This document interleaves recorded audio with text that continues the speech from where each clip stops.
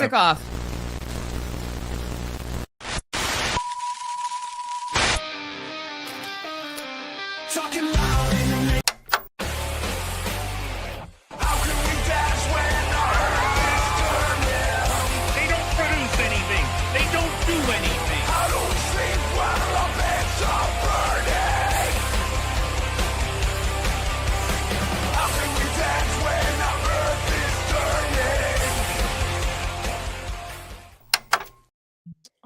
Man, I'm totally Hey, off. what is up, everybody? Welcome to We're Offended, You're Offended. I'm Kim. This is Tyler, and this is our very, very, very special guest, Joanna. Hope everyone's had a fantastic day so far. If you are new here, hi, hello, welcome. Don't forget to hit the little subscribe button down below, and thank you for clicking on the little button to come sit with us and listen to the craziness going on in the world today.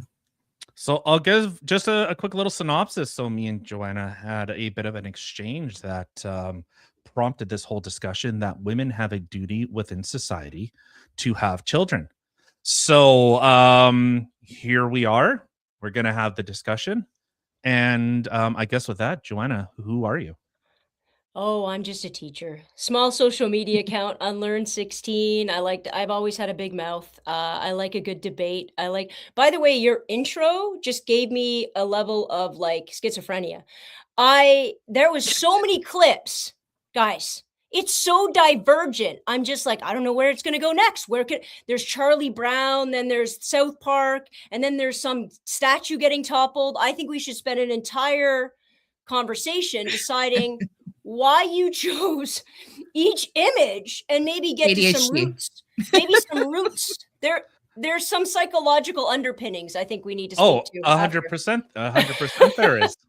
There every single one is very, very intentionally chosen. I love it. Yes, very. I love it. With those types of clips, I am very, very intentional. It was so much, guys. Go back and watch the intro again and pause it and count. Yeah. I'm going to go back and watch it later. Yeah. So yeah, we came on, we had a Twitter fight a little bit. That's a strong word. A Twitter discussion. And it sort of led us here. And I'm always willing. And actually I have a kind of a great time discussing, debating, whatever you want, having good conversations with people that don't see things the way that I see things. I think it's sorely missing in this world, any sort of real conversation. I think it's one of our biggest problems. People just want to come in, make their point, call it a day and get out. And they're not really interested in having a back and forth, in understanding another perspective. And to me, I find it hard to find people that are willing, to be honest, on the other side of the aisle or whatever, are willing to sit down and actually do that legitimately. Agreed. Well, and that's where the rubber really meets the road. Like, yeah, it's very easy for us in our silos to, I'm right. Here's why I'm right. And there's no real, well, we do have a call-in show. And oddly enough, someone wanted to debate me on Christianity and the ethics of the Bible. But oh no, they had their opportunities. And did they read the Bible before? I don't think most do, to be honest. That I stay away from religion only because there's only two ways to go there. You debate the text, right? Whatever the text is, it doesn't really matter. Or you debate the text, or you remove yourself from that because you're like, why are we debating a piece of fiction that nobody can prove nor it's this thing. Why am I in it? I have no desire. I have every desire in the world to you do whatever you want to do, believe what you want to believe. I hope your heart is full. I have zero decision and desire to debate the ethics of it because I don't want it anywhere in the public square. It's yours. Take it home with you.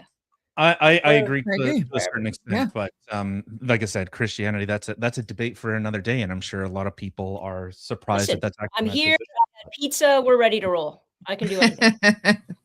Well, so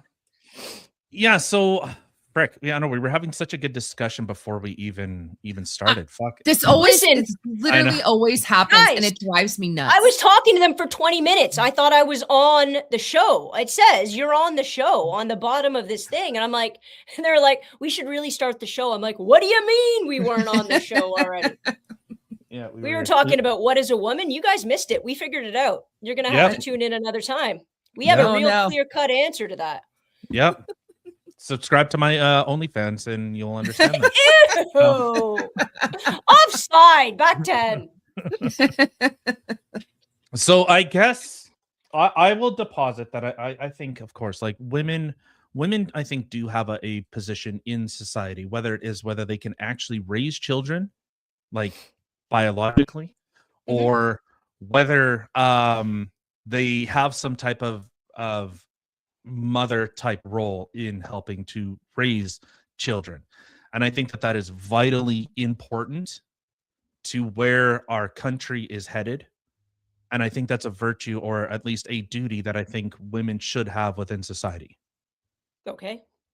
And we were talking about morals. So do you want to throw out a definition, or can I throw a definition out of morality? Just so we're all on the same page, because words matter. System of, and tell me if you disagree. This is simple, like just looked it up, wasn't too deep. System of principles, values, and beliefs, often shaped by culture, religion, or personal reasoning, that guide behavior by distinguishing right from wrong. It focuses on the fostering the well-being, reduce suffering, and facilitating peaceful coexistence throughout these set standards. What do we think? That's a massive definition.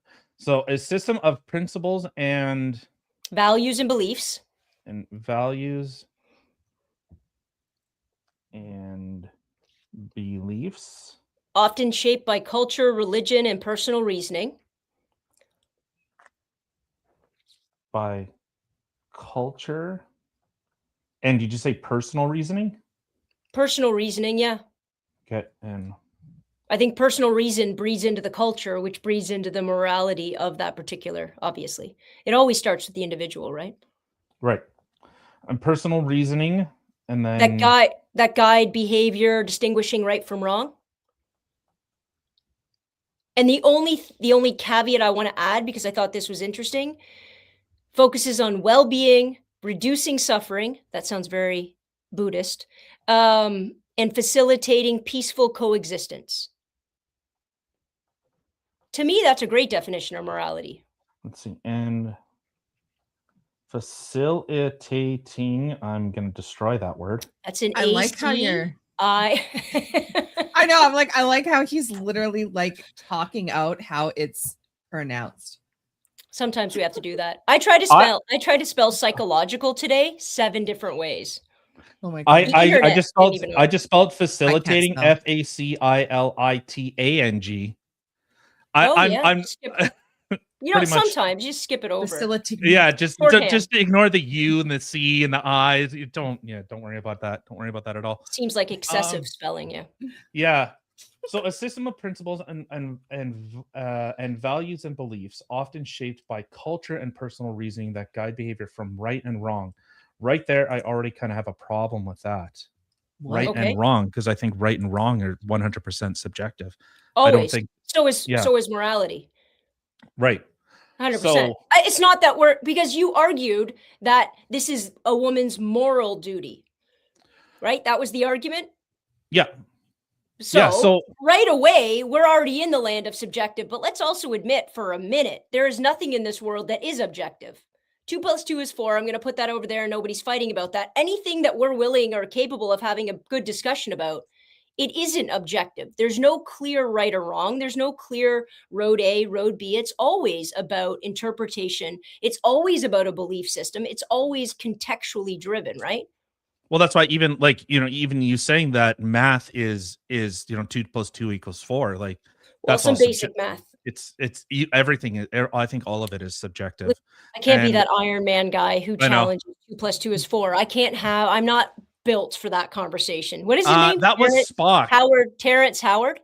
Wasn't it's a real guy. No, that was the 4 dots. There are 4 lights. 4 lights. Sorry. Never mind. Carry on. But he was on Joe Rogan. No, he was on Joe Rogan. He was the guy that got kicked off Iron Man. And he's challenging all math. Yes, was that Terrence Howard, that like black guy? They kicked me out of Hollywood because I challenged math. I'm like, oh Jesus. Isn't math racist? I remember hearing that one for a while. It is. That's what I heard. Yeah. That's what I heard.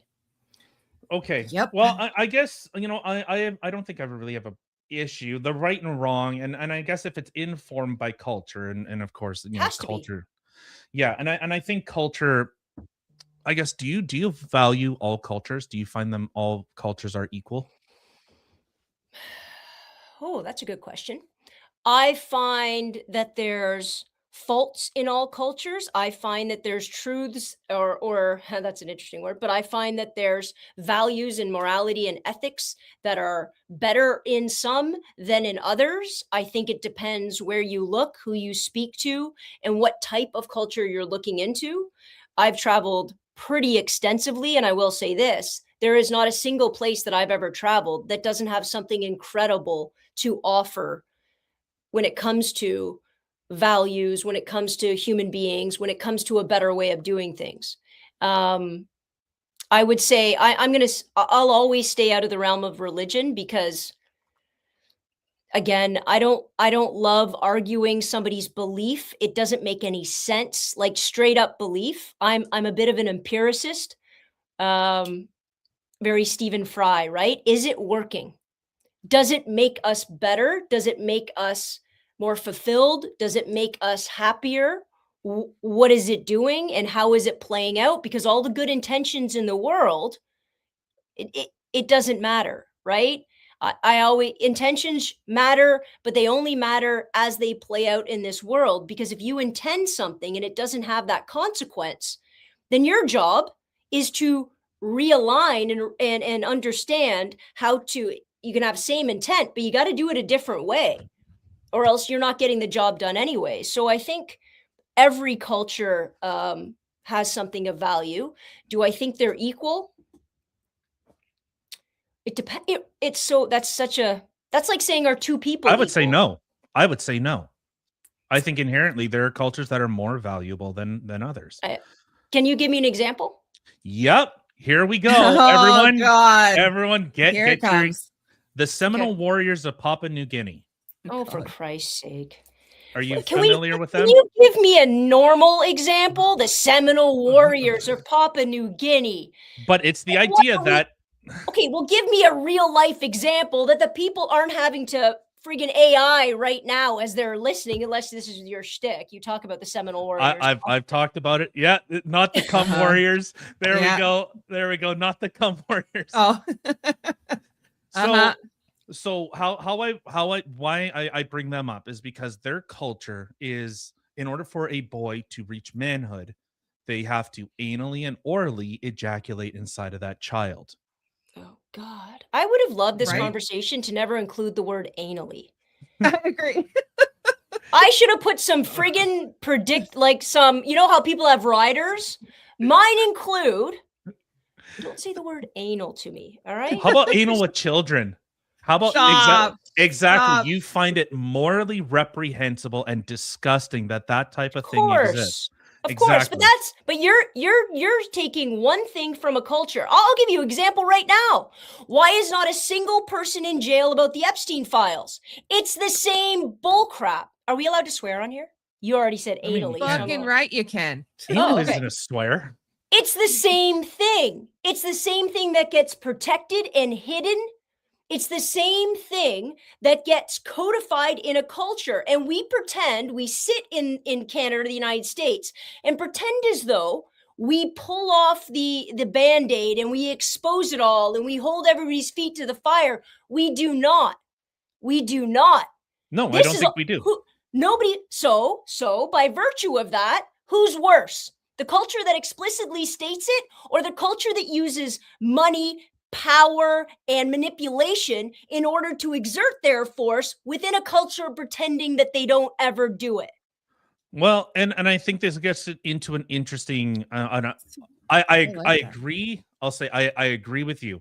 A culture that willingly hides that, or it's an open secret, is no worse than any other culture. Oh, no better, you mean? No better. Or no better. Yeah. Yes. Yeah. And Because so I think, sorry, go ahead. Yep. no, go ahead. I do think, and a lot of people will just point to the Epstein files and they'll point to what's gone on and how horrible it is and all these emails and whatever. And then they'll say those people.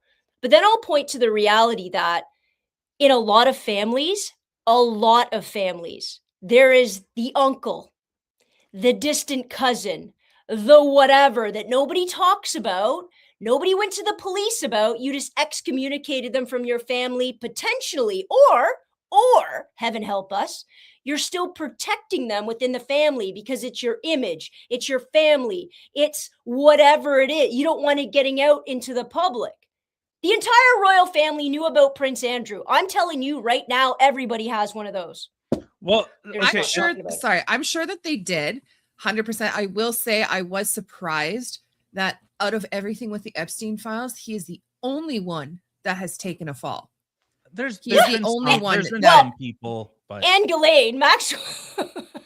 Yeah, but she's in you know- prison for trafficking to no one. I honestly, What? I think I would just come out and say, who did I traffic to if I trafficked? And I've been saying this, okay? Everyone is like giving me shit for saying this. Ghislaine Maxwell should be free.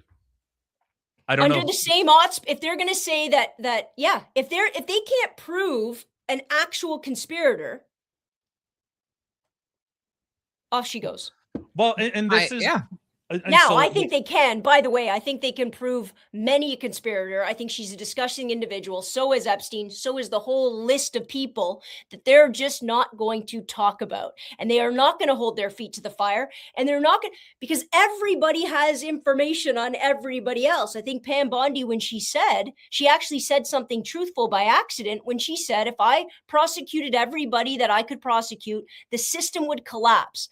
That is the scariest goddamn sentence I've ever heard in my life. And that's the thing. You're not So wrong. that is one thing that like MAGA supporters have been very vocal about. Now, have they changed their tune a little bit? Well, okay. I'll say with this with the Epstein files. I think they're low IQ, like the great filter for low IQ retards.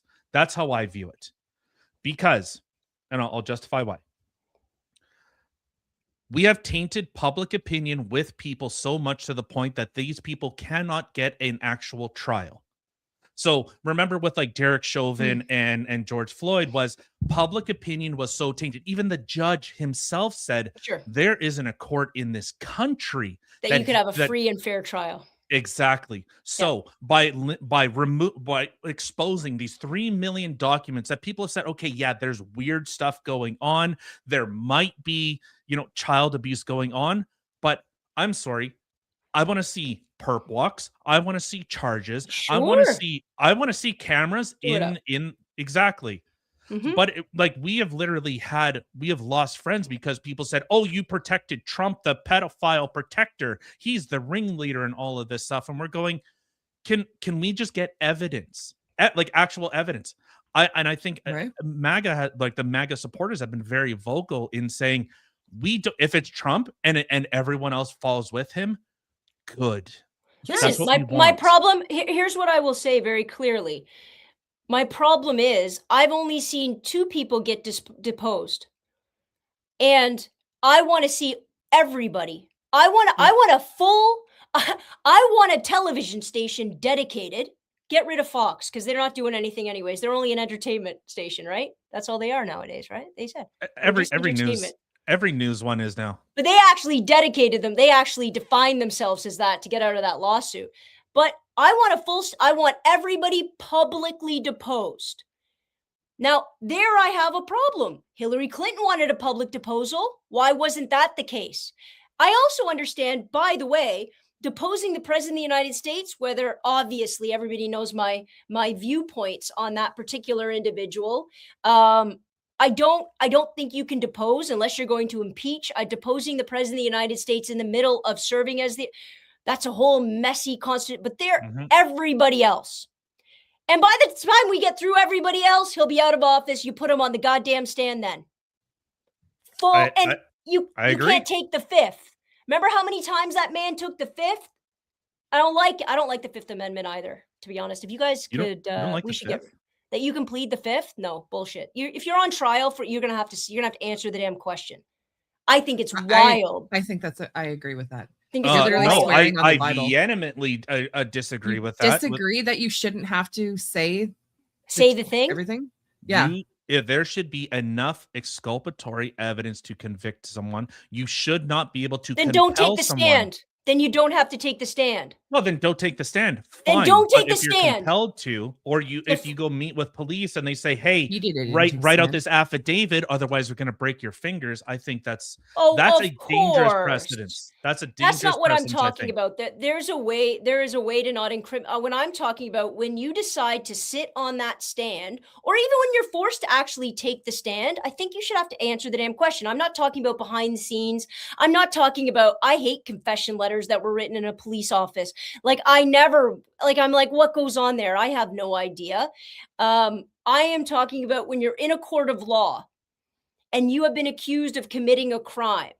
I still say that if the victim has to get on that stand to prove it, and I get it, innocent until proven guilty, it's just incredibly flawed that you can have a person that says, I'm just not going to answer it, only because they don't want to open any doors to anything that could be talked about, right? I don't like it. Put them Right. all on trial.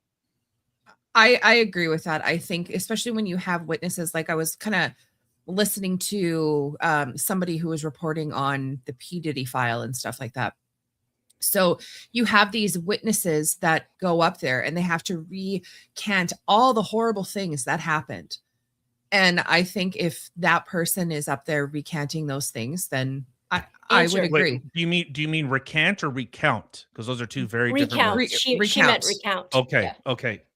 Yeah. Recant just means take back.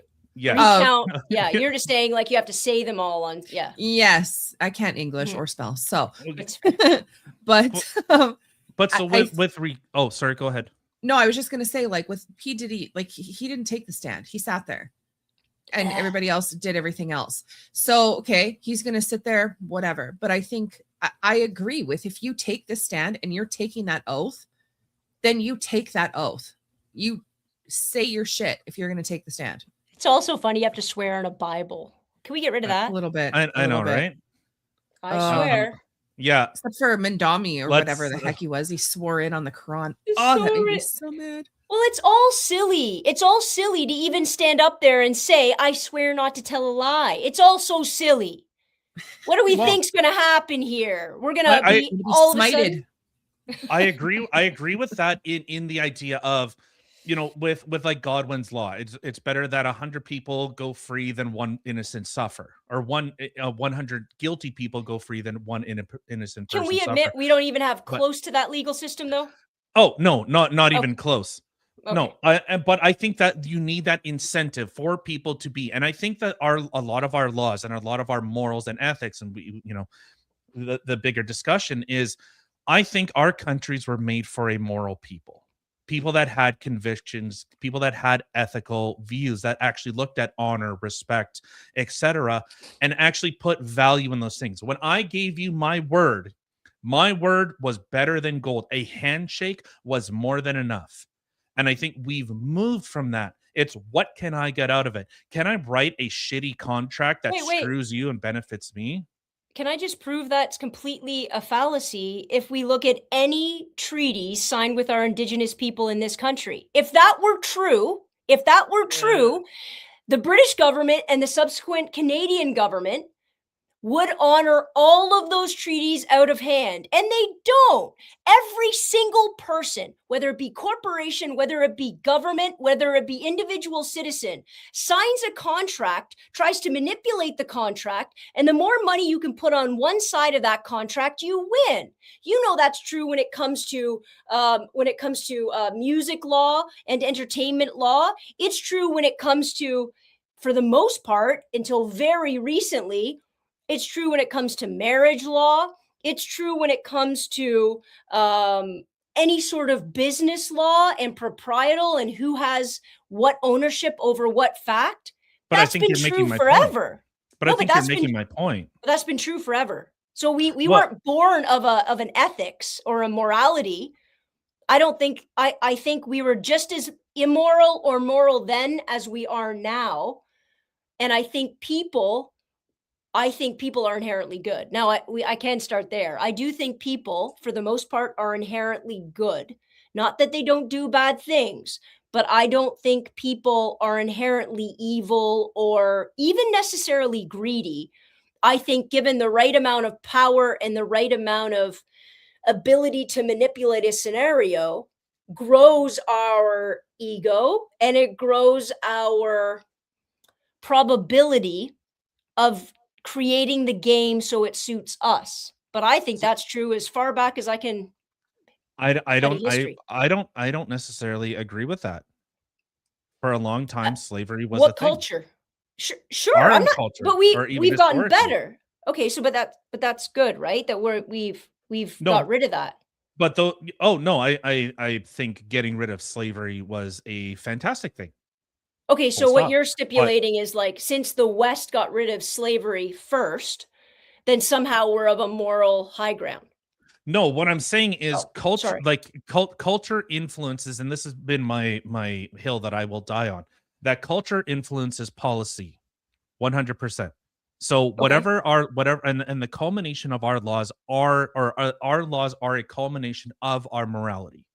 So Okay. so if I think most people that viewed slavery as okay, they would continue because they said flat out the law says that it's okay to do. Much like abortion used to be outlawed. Did it happen? Yes. Did it happen to the extent it does now? Of course not. Even per capita, like even percentages wise, it has gone up. So if I think people look at our laws as whether morally we're okay to do these things. We don't in the West. I'll put a little asterisk next to that.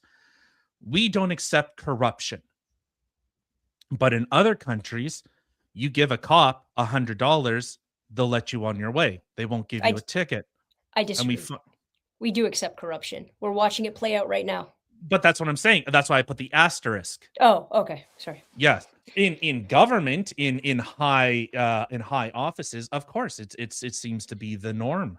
In corporations, in just as I was explaining in family dynamics, we accept corruption when it benefits us or when we perceive it to benefit us. I'll give you an example. You were saying that morality in a culture changes ethics, and a culture will change what the standards are when women's right to vote. Okay. Women weren't given the right to vote because all of a sudden we decided that it is morally right to do so. In Canada, women were given the right to vote in order to change conscription law under Borden during World War I because he didn't have the other votes. That snowballed. I think a lot of huge social movements happen at times of great crisis and need, not at times of moral revelation. I think the moral revelation then happens after.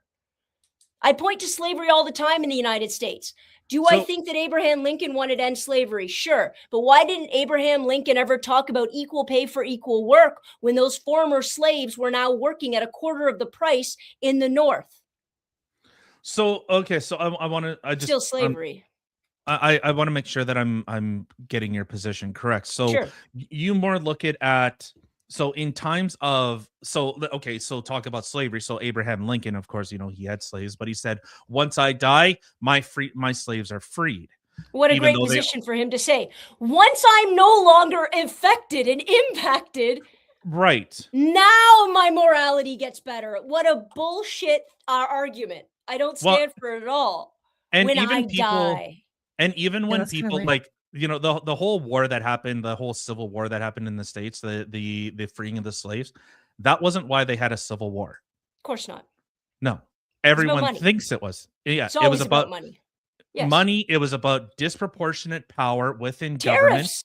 Yeah, the southern states were gaining Yeah. more and more political influence that was actually impacting the northern states. So the south or the north looked at that as the south is culminating too much power, which we're seeing a lot of That's echoes right. that we're seeing the echoes of today. Yeah. And most So people who study the Civil War would stipulate that what Lincoln did was actually unconstitutional. Now, understand, I hope everybody's listening understands, I stand against slavery. All of a sudden, there'll be little clips saying, "Oh, Joanna thinks Listen, obviously disgusting. I am just saying, When Lincoln signed the Emancipation Proclamation of 1863, he didn't sign it to free all the slaves. He signed it to free slaves in areas of rebellion, only the South, if they fought for the Union. What a crock of crap. Oh, Yeah. So Like I didn't know Kentucky that. was still on their side. In and so Maryland. that and so this is why I think like laws are the culmination of our morality. So as we see more and more, we see the expansion of like hate speech laws within Canada. Mhm. There have been pushes for the bodies that were within Kamloops, and I know we're kind of getting off topic, but whatever, that's fine. With the bodies that were in Kamloops, the supposed bodies. If you question that, you are committing hate speech. When you want to Mhm. criticize something, you are incapable. You are promoting hate speech, Mhm. and I think that that's absolutely like that. That when people say within Canada that we have freedom of speech, I've always said no, we do not, because we have hate speech laws, because we have human rights tribunals, which literally are you hurt my feelings, therefore I'm going to fine you. And I think that that's an Yeah. absolute overreach and an absolute. Sometimes. I'm not a big I'm fan of hate speech laws, though. So, again, at the beginning, I said I was a free speech absolutionist. I really do mean that. I really do mean that people should have the breadth to say what they want. I also mean that that's not free of consequence. I also mean that weaponizing and leading with misinformation, if you're going to do so, can also have very significant consequence. I just don't think it should be. I don't think it should be criminal.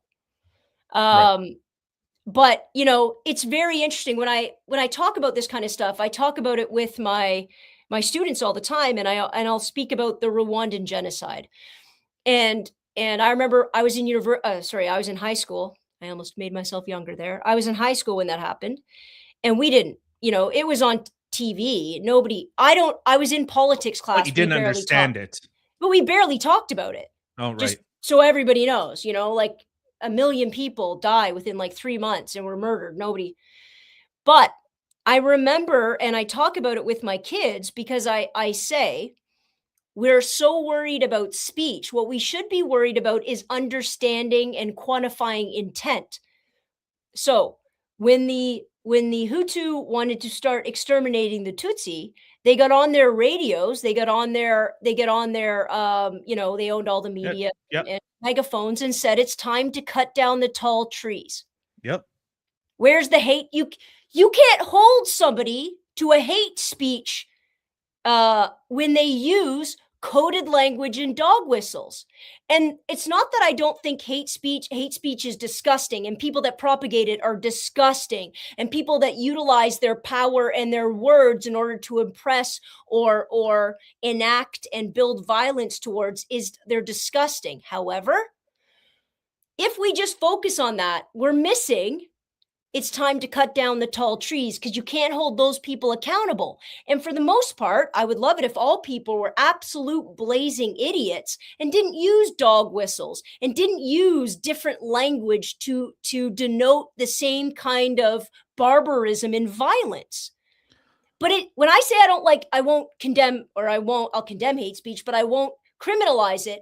It's not simply because I think it's okay to be said. I think it's disgusting. It's because it's being said in so many more insidious ways that we're getting distracted by the intent of all of those other people. Right. Which I understand where you're coming from with that type of stuff. So even with being like a free speech I'm not a free speech absolutist. Where's I your think line? Just out of curiosity. incitement to violence. Okay, so great. It's a perfect line, and that makes perfect sense. Yeah. Time to cut down the tall trees. Exactly. And that's where it's okay. Are they actually, or are they actually not? But also, are their actions like this is one thing that's actually pissed me off. I hate the idea of hate crimes. Assaulting someone for any reason is already a crime. Trying to put like this weird motivation, like their intent, this is why Can I give you an libel example laws. when you're done? Yeah, go ahead. Yeah, this is why like libel laws and such are so hard to prove, because you have to prove Prove intent. Yep. And so, hate speech, like we just had a lawsuit out of Well, the thing that happened in Winnipeg, I'm sure you've seen the video of the security guard beating up a guy that was stealing from a Dollarama. Dollarama. And they accused the black guy of racism. The security guard was black? Yeah. Security guard was black. The would-be criminal was Native. And so they said, well, he could be. There's a lot going on in that. And this is in Winnipeg, obviously. Yeah. There's a lot going on in that particular thing. Yeah. So it ends up creating well, did he do it because of racism? Or was it like that right there? It's like, well, you're assuming that, like, I used to do a similar job to him. And you start noticing, and I think this is a big thing that falls with regards to the left, is like, ignore the patterns that you noticed. Ignore the statistics that you've seen. Just completely remove any and all pattern recognition because you might be deemed a racist. I 100% would side with that with security guard. I very much have met natives. Mind you, it's not all natives that are criminals. Trust me, every single skin color, every single sex, every single religion, everyone are fucking thieves. Okay, let's not get that confused. But you notice trends. How does someone appear? How do they walk? How do they talk? How do their eyes move? Sure. These very simple things. But here's the difference. Doesn't catch on that. Here's the difference, though. You're talking about pattern recognition of like somebody who's walking into a space and is already guilty before they've even done the thing. That pattern recognition, nobody would have a problem with. The only reason they'd have a problem with a pattern recognition is every time you see an Indigenous person walk through the door, you watch them 3 times as hard as you watch anybody else. Now I have a problem because now the statistics are going to be skewed in order to because you've already had preconceptions of who that person is walking in, and you're going to monitor them a little bit more. There was something I was going to say right before this, and I can't. I know. I'm sorry. I fucking rambled on too long. What was it? Like a bastard. What did you talk about before, though? It was such a good point. Damn it. With hate speech laws, we were talking about cutting down the trees. Intent. No. Intent's important. You have to prove intent in a criminal trial too, in order to get a higher verdict. I think proving intent is incredibly important, and I think it does have value. But I also think, I will say this: intent. I meet you in a crowded, and I beat the crap out of you. I'm pretty wiry, Tyler, so you never know. So. Yeah, aren't you like 5 feet tall? You're like basically a midget. Like 5'6", 5 feet tall. Kind of misinformation are you spreading up in here? No, but if I were, committing an act of violence is horrific. Committing an act of violence to teach a community a lesson, I do think there's a difference there. I have never been a victim of violence. So when I speak about this, understand that I'm not walking around with history or trauma or a chip on my shoulder, which is why I think I can speak about it like relatively disconnected from it. But I remember a guy, then this was just because it was in the gayborhood of Toronto. And a guy was walking home from a gay bar at whatever time, and a truck, this was all caught on video camera. You see this black truck call him over, right at the corner, and he sort of walks over, and as he walks over, they grab him. They proceed to drive over him 3 times. Nobody can hear what they're saying. And where it was, just at the bottom of Church Street there, where it was decided that it was a hate crime, that the history of these 2 particular guys that were in the truck were trying to prove a point and trying to make a statement about what's acceptable in their neighborhood and what's not acceptable. And I do think that crime, you can call it a hate crime, you can call it something else, you can call it assault with a different sort of goal. But when you're trying, to me, it's almost, because this is the difference. It's almost, people are going to lose it in your comments. It's almost a level of terrorism. Because your goal isn't just punish a person. Okay.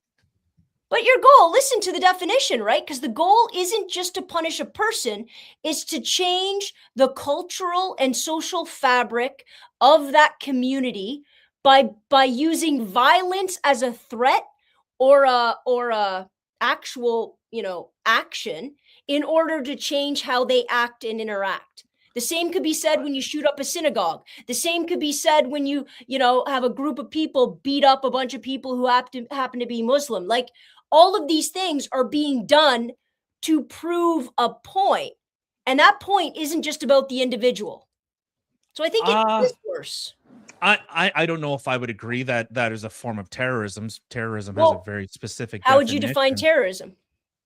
Terrorism is violent action to enact, especially against a government, to further political ends. Well, lots of terrorism isn't against. A lot of terrorism would be directed towards civilian population in order to change the government.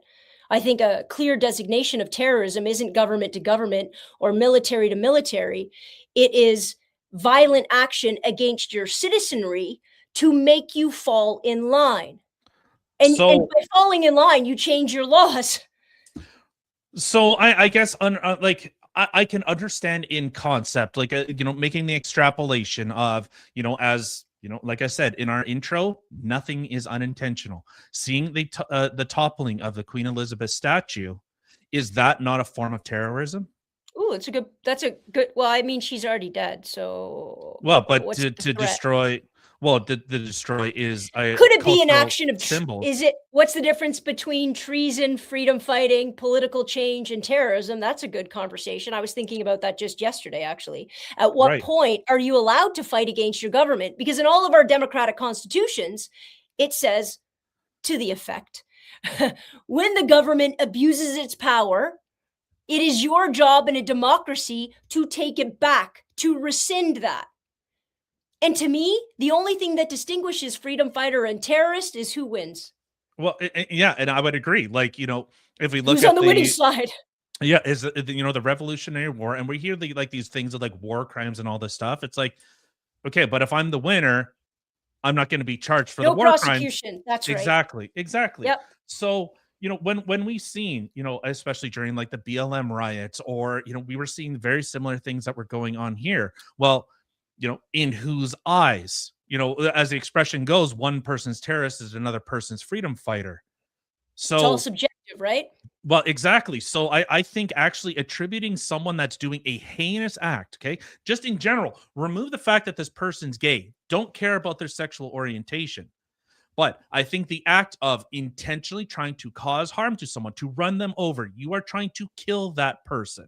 I think it's pretty fucking clear. You were trying to run that person over. Oh, and he died. I mean, they ran him over 3 times. They didn't try.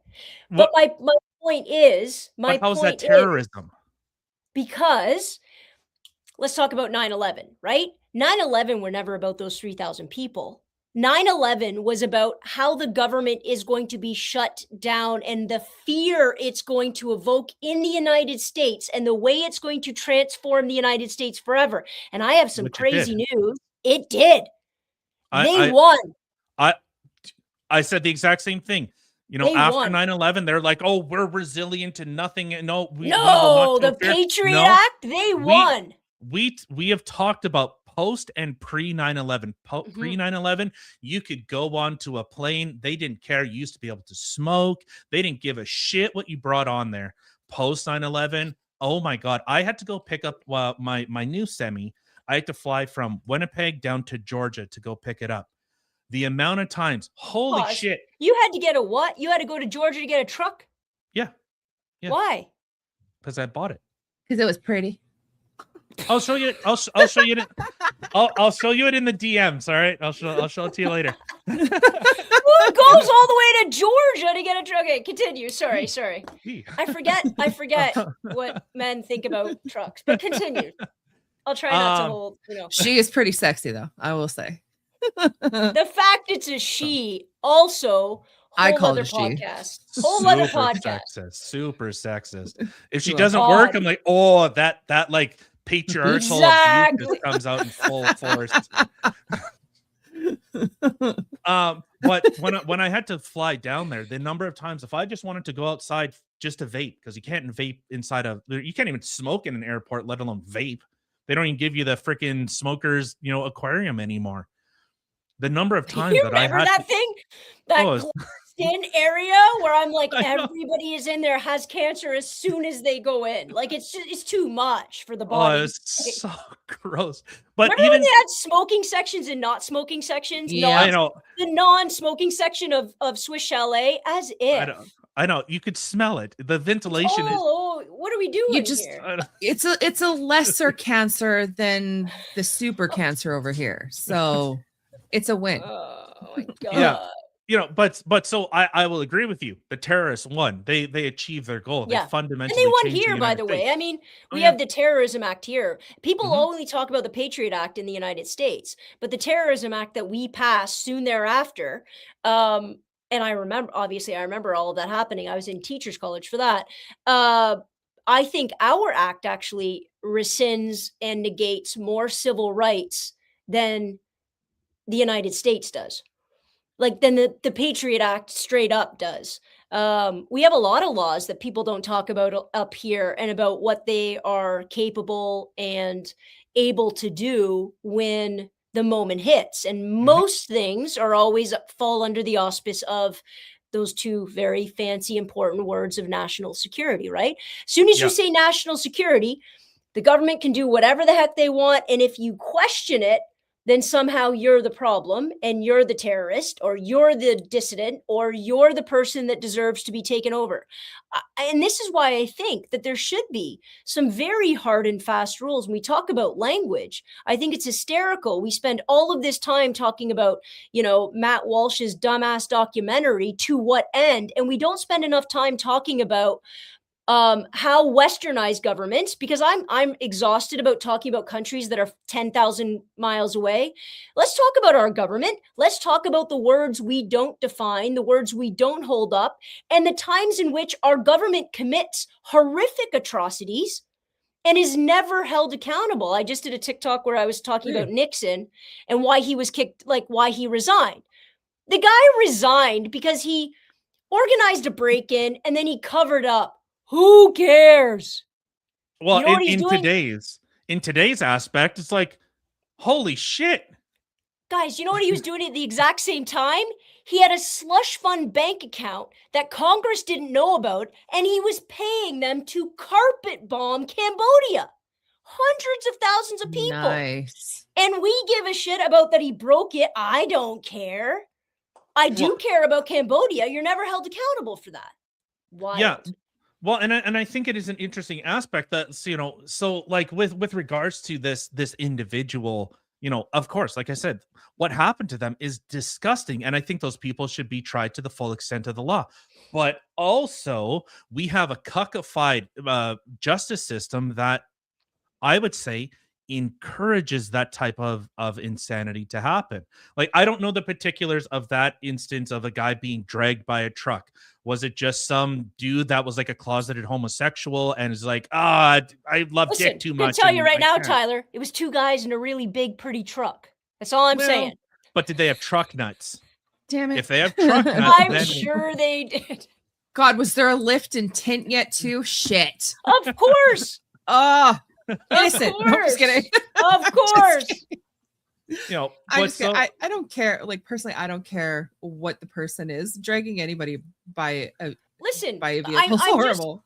I'm not trying to minimize that insane action. All I'm trying to stipulate is the bigger things that, especially in our social media world that we now have, that's only really, in a significant way, been around for 15 years. It's a pretty powerful, transformative reality. And I think the ability of magnifying a violent act, magnifying a targeted attack, I think that purposeful goal, it's different and it affects society differently. Because when people go to jail for murder, it's not just because they have a victim, right? The point of establishing a crime isn't that it's just a crime against that person. It's a crime against society. That's the point. And that's why a victim doesn't need to bring those charges. Those charges can just be brought because they're protecting the integrity of society. Well, when somebody doesn't just want to commit a crime against one person and one violent act, but that violent act is intended, and again, we'd have to prove intent, but that violent act is intended to transform, create fear, and at the end of the day, for them to try to create dominance over a particular group, for me, call it whatever you want, it is worse than the violent attack, the single violent attack. Yeah, but then you can almost attribute anything as a form of a, say, supposed terroristic threat. Like, if you're dumb enough that you have valuables in your house, well, then you shouldn't have valuables, because if you No, have also- valuables, well, because if a crime takes place, It's then about intent, though, right? We're Right, which- always trying to decide on intent. yeah, which again, like I said, it's impossible to extrapolate what an actual What we do intent all the is. time. That's first degree murder. think we You infer. can't prove first degree murder without proving intent. Are you have to drinking too? improve. I had pizza, and I did have 2 coffees already, but that's neither here nor there. Was there Bailey's in it at least? Nah, as if I could drink. My job and my life is too busy. I'd be asleep all the time. I No, think you that become an there's. alcoholic keeps like me me, and awake. then I you're fine. think the impact matters, because again, I'm a bit of an empiricist, right? How does it play out? What is the point? Does it make society better? All of those things. If we're going to talk about morality, and we haven't even discussed what happens to people once they go to prison. What does that look like? What does it look like when they come out? Because I think all of that matters.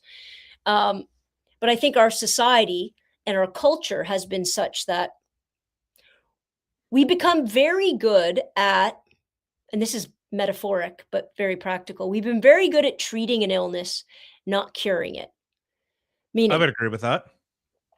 Meaning, my mom just went through cancer treatments, and it was, I'm very thankful that she is through that. She's in remission, but she has other stuff as a result of, chemo and they're all going to have effects, right? Mhm.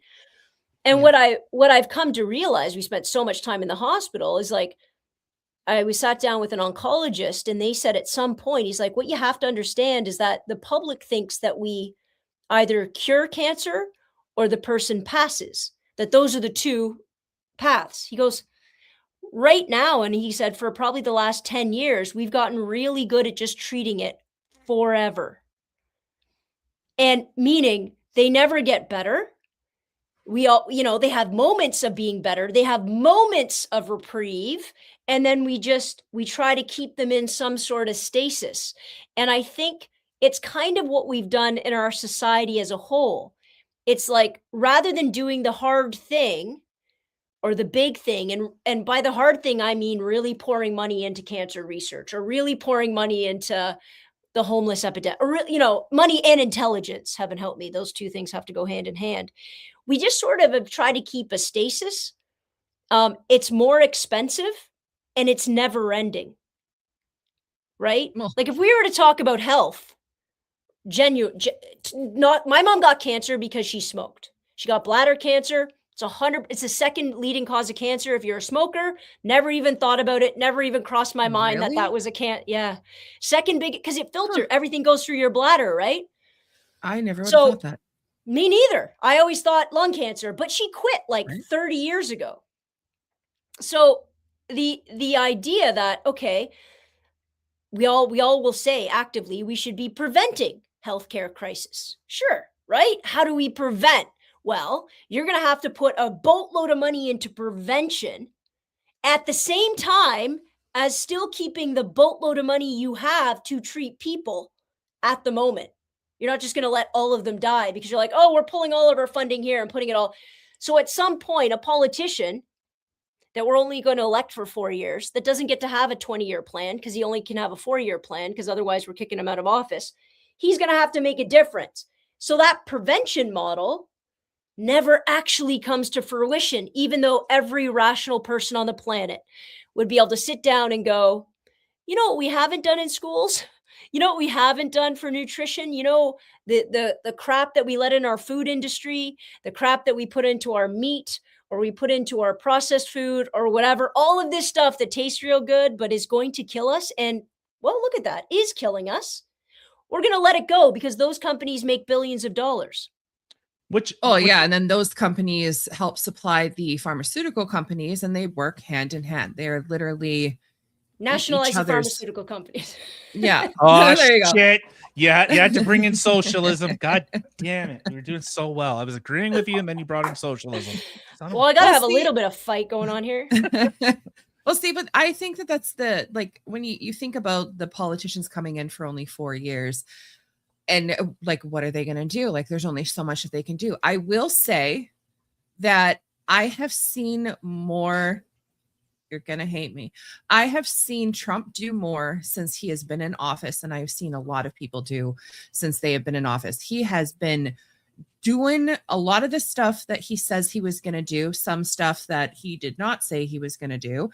I don't agree with everything that he does or says, right?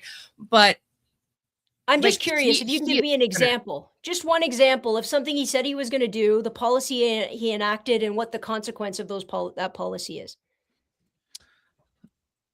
Just one thing. I don't need. It looked like Tyler was going to start talking. Well, one definitely would be the no new wars. I mean, so far, technically, there hasn't been any new wars. There's hold on. He has talked about, since even before he was president, that about Iran not being able to have nukes, stuff like that. So, I mean, technically, it's not a new war. It's always been something. And a lot of other presidents. Stop. We're getting into divorce right now. We're getting into divorce right now. You know, it was a good run, Kim. No, he's about to put boots on the ground. Yeah. He's about I don't know. Boots. Okay. Can I backtrack and do something different? Okay, well, do a different thing. Talk about ICE. Let's talk. Yeah. Well, he has talked about, and I agree with RFK Jr. with spacing out vaccinations. I have no problem with spacing them out. And a lot of the things that he's been talking about with regards to that, I think is important. I'm going to say, and there's no way I can argue, and I'm assuming none of us can argue about this. I am in no way, shape, or form an immunologist. I am not a doctor. I am not everything. Here's what I will say. I'm not going to trust the guy who used to snort cocaine off a toilet seat, has a worm in his brain, and all of a sudden is just talking and without any education been promoted to this position about vaccines, and he's still on the it causes autism. I'm going to go with the lion's share of the educated majority. He's talking about mercury coming out of vaccines. Guys, the rates of mercury, if you look back when mercury was really taken out of vaccine in a significant way, and then the uptick of autism, it's just ridiculous. It's ridiculous to think they are anything but political stunts. If I have to watch him do a horrible leg press one more time, have you seen RFK do a leg press? You might find him attractive. He might turn you straight. He might spatula you. My God. First of all, let me show you. He bends his leg maybe at a 30-degree angle. Sir. You know, I'm a fat fuck. Like I used to do. Not. I used to do powerlifting, so it's been. So you know how to do a leg press. I'm just saying, this idiot sitting in jeans doing it at a 30-degree push. Get off. And everybody's impressed with him. Are they impressed because he's close? Like he sounds like he's close to death? Because it's wild. And Trump chooses. Trump just chooses what. Look, what I will say about Trump is this. He is a master at denying reality of all stripes in order to build what works for him in every conceivable moment. There was a comedian that made a joke not too long ago, and he said, you can't make fun of Donald Trump anymore. You can't do a satirical sketch of Donald Trump because he is so off the wall in his regular life that there is no joke you can make anymore where people aren't going to go, oh, did he really do that? Did he really say that? Because I can't tell. And let me be clear, there is a goddamn brilliance to that. There is a brilliance to that. The fact He's that every always time been an I see a entertainer. Truth Social post, I have to, or, you know, because I'm not on Truth Social, but it gets pulled into Twitter. Yeah. And I got to go see if it's real. He's getting a lot. I mean, I don't ever agree with it, but at least he's definitely driving that kind of attention, because you have no idea. You have no idea what's going to come out of his mouth. And I think the implications for the states are going to be very, very, very long lasting. I think you've entered into trade agreements you tear up. You enter into military agreements you're pulling out of. You enter into World Health agreements you've stopped. You entered into, and by the way, he did those things, right? Just in his first goddamn term that he's now saying is the worst deal that was ever imposed upon the United States. He's doing all of that. And that chaos feels good because he feels like he's in control. But regardless of how horrible it is right now, I'm telling you right now, I don't know how the United States, if ever, is going to build up that goodwill again. I would hope Canada never relies on them. But build up the goodwill with who? Like, I don't know. Like, for me, trading partners, military partners.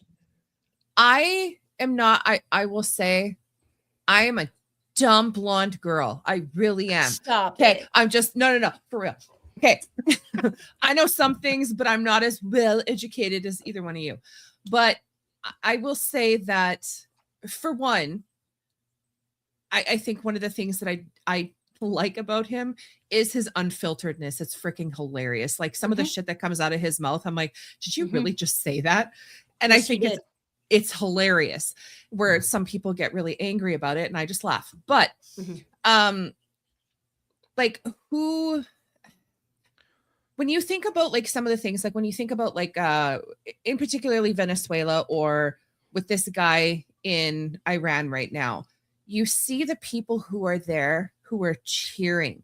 You see like constant little videos and stuff that are put out by the Iranians that are literally doing the little Trump dance and stuff like that. And like, they are happy that this guy is gone. In Venezuela, they could have killed that guy, but they didn't. They just took him out. They removed him.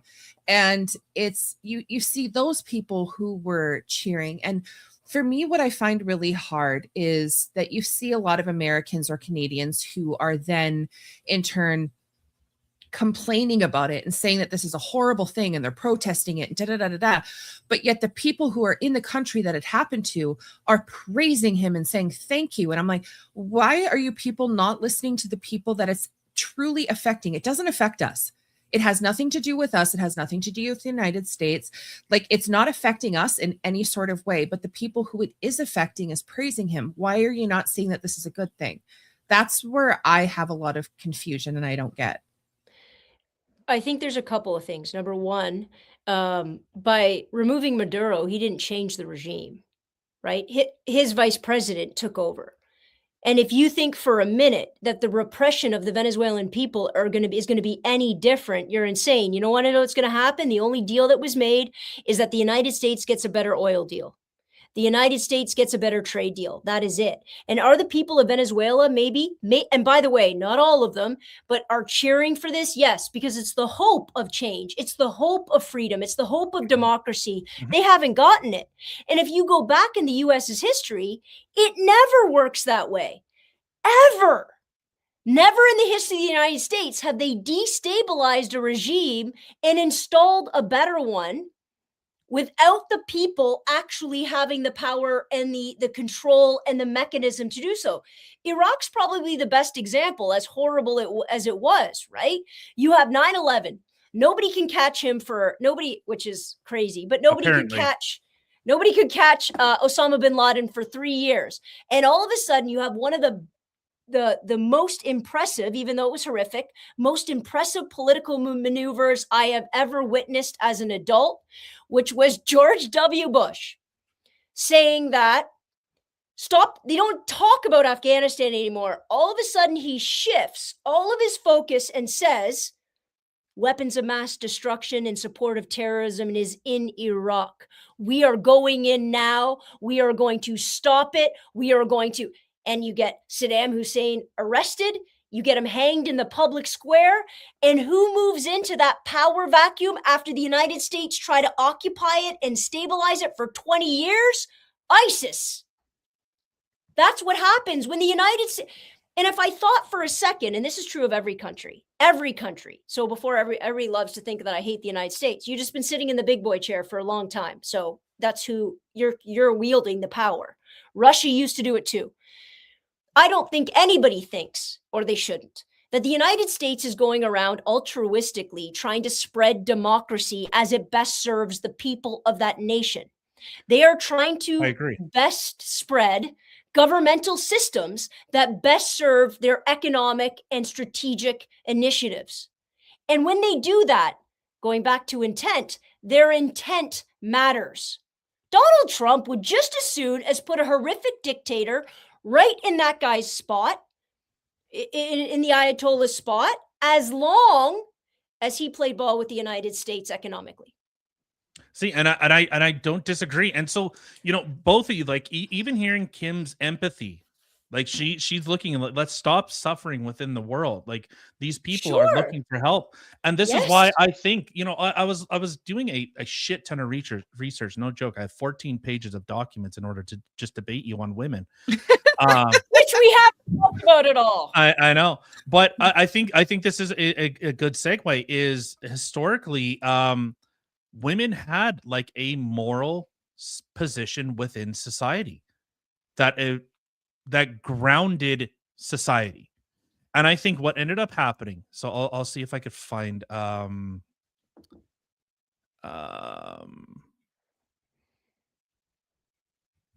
was it social duties? Yes. So women had more of a thing called like they had a moral guidance. Yes. So even right here. So in the 19th century, especially in Victorian Britain and the United States, the dominant ideology was the separate spheres model. Women were expected to reside in domestic sphere, focusing on motherhood, household management, and I think this is vitally important, moral guidance. That's what women had. That was the monopoly that women had within society. They weren't weaponized even as you stated, as a moral or a voting bloc, identitarian or identity politics. Women weren't weaponized as a voting bloc within society because they couldn't vote. They weren't a voting bloc. Because they were property, hun. Well, they weren't. No, women were not seen as property in any way. Women were not considered people until 1929 in this country. Oh, I've actually we have women a skit were of property. Me making fun of Emily Murphy. There is I saw her in your thing. I saw her in your psychosis of your right. Women were property. I mean, there's a reason why a father walks his daughter down the aisle and hands off his offspring. They were property. So when you say they have a moral obligation or they have a moral duty, I would stipulate this. You cannot have morality and you cannot impose morality without the people in the system having free will and the independence in order to make those choices, because that is not morality, that is slavery. And that is the difference. You can treat your slave really nicely. Make sure they have 3 square meals a day. Slavery is still wrong because they do not have a choice in it. The same with, I think, listen, I don't have kids. People love to come at me because I don't have kids. Why do you even have an opinion? I'm like, because I teach all of your children. So let me tell you, I know about some good parenting and some shit rotten parenting. I would say this. There is no bigger, more vital, more important job on this planet than having children and raising them. But let me be crystal clear. I win the argument. Having them, birthing them is the least important of the sentence I just had.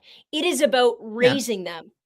And if you're going to tell me that women have a moral obligation to actually birth them, I would then stipulate that men should have a moral obligation to spend just as much time, just as much duty of care, just as much effort into raising that child. And if they don't, off to goddamn jail, because I'm very tired with men. The only thing men have to do in this world when it comes to their kids is pay the bills.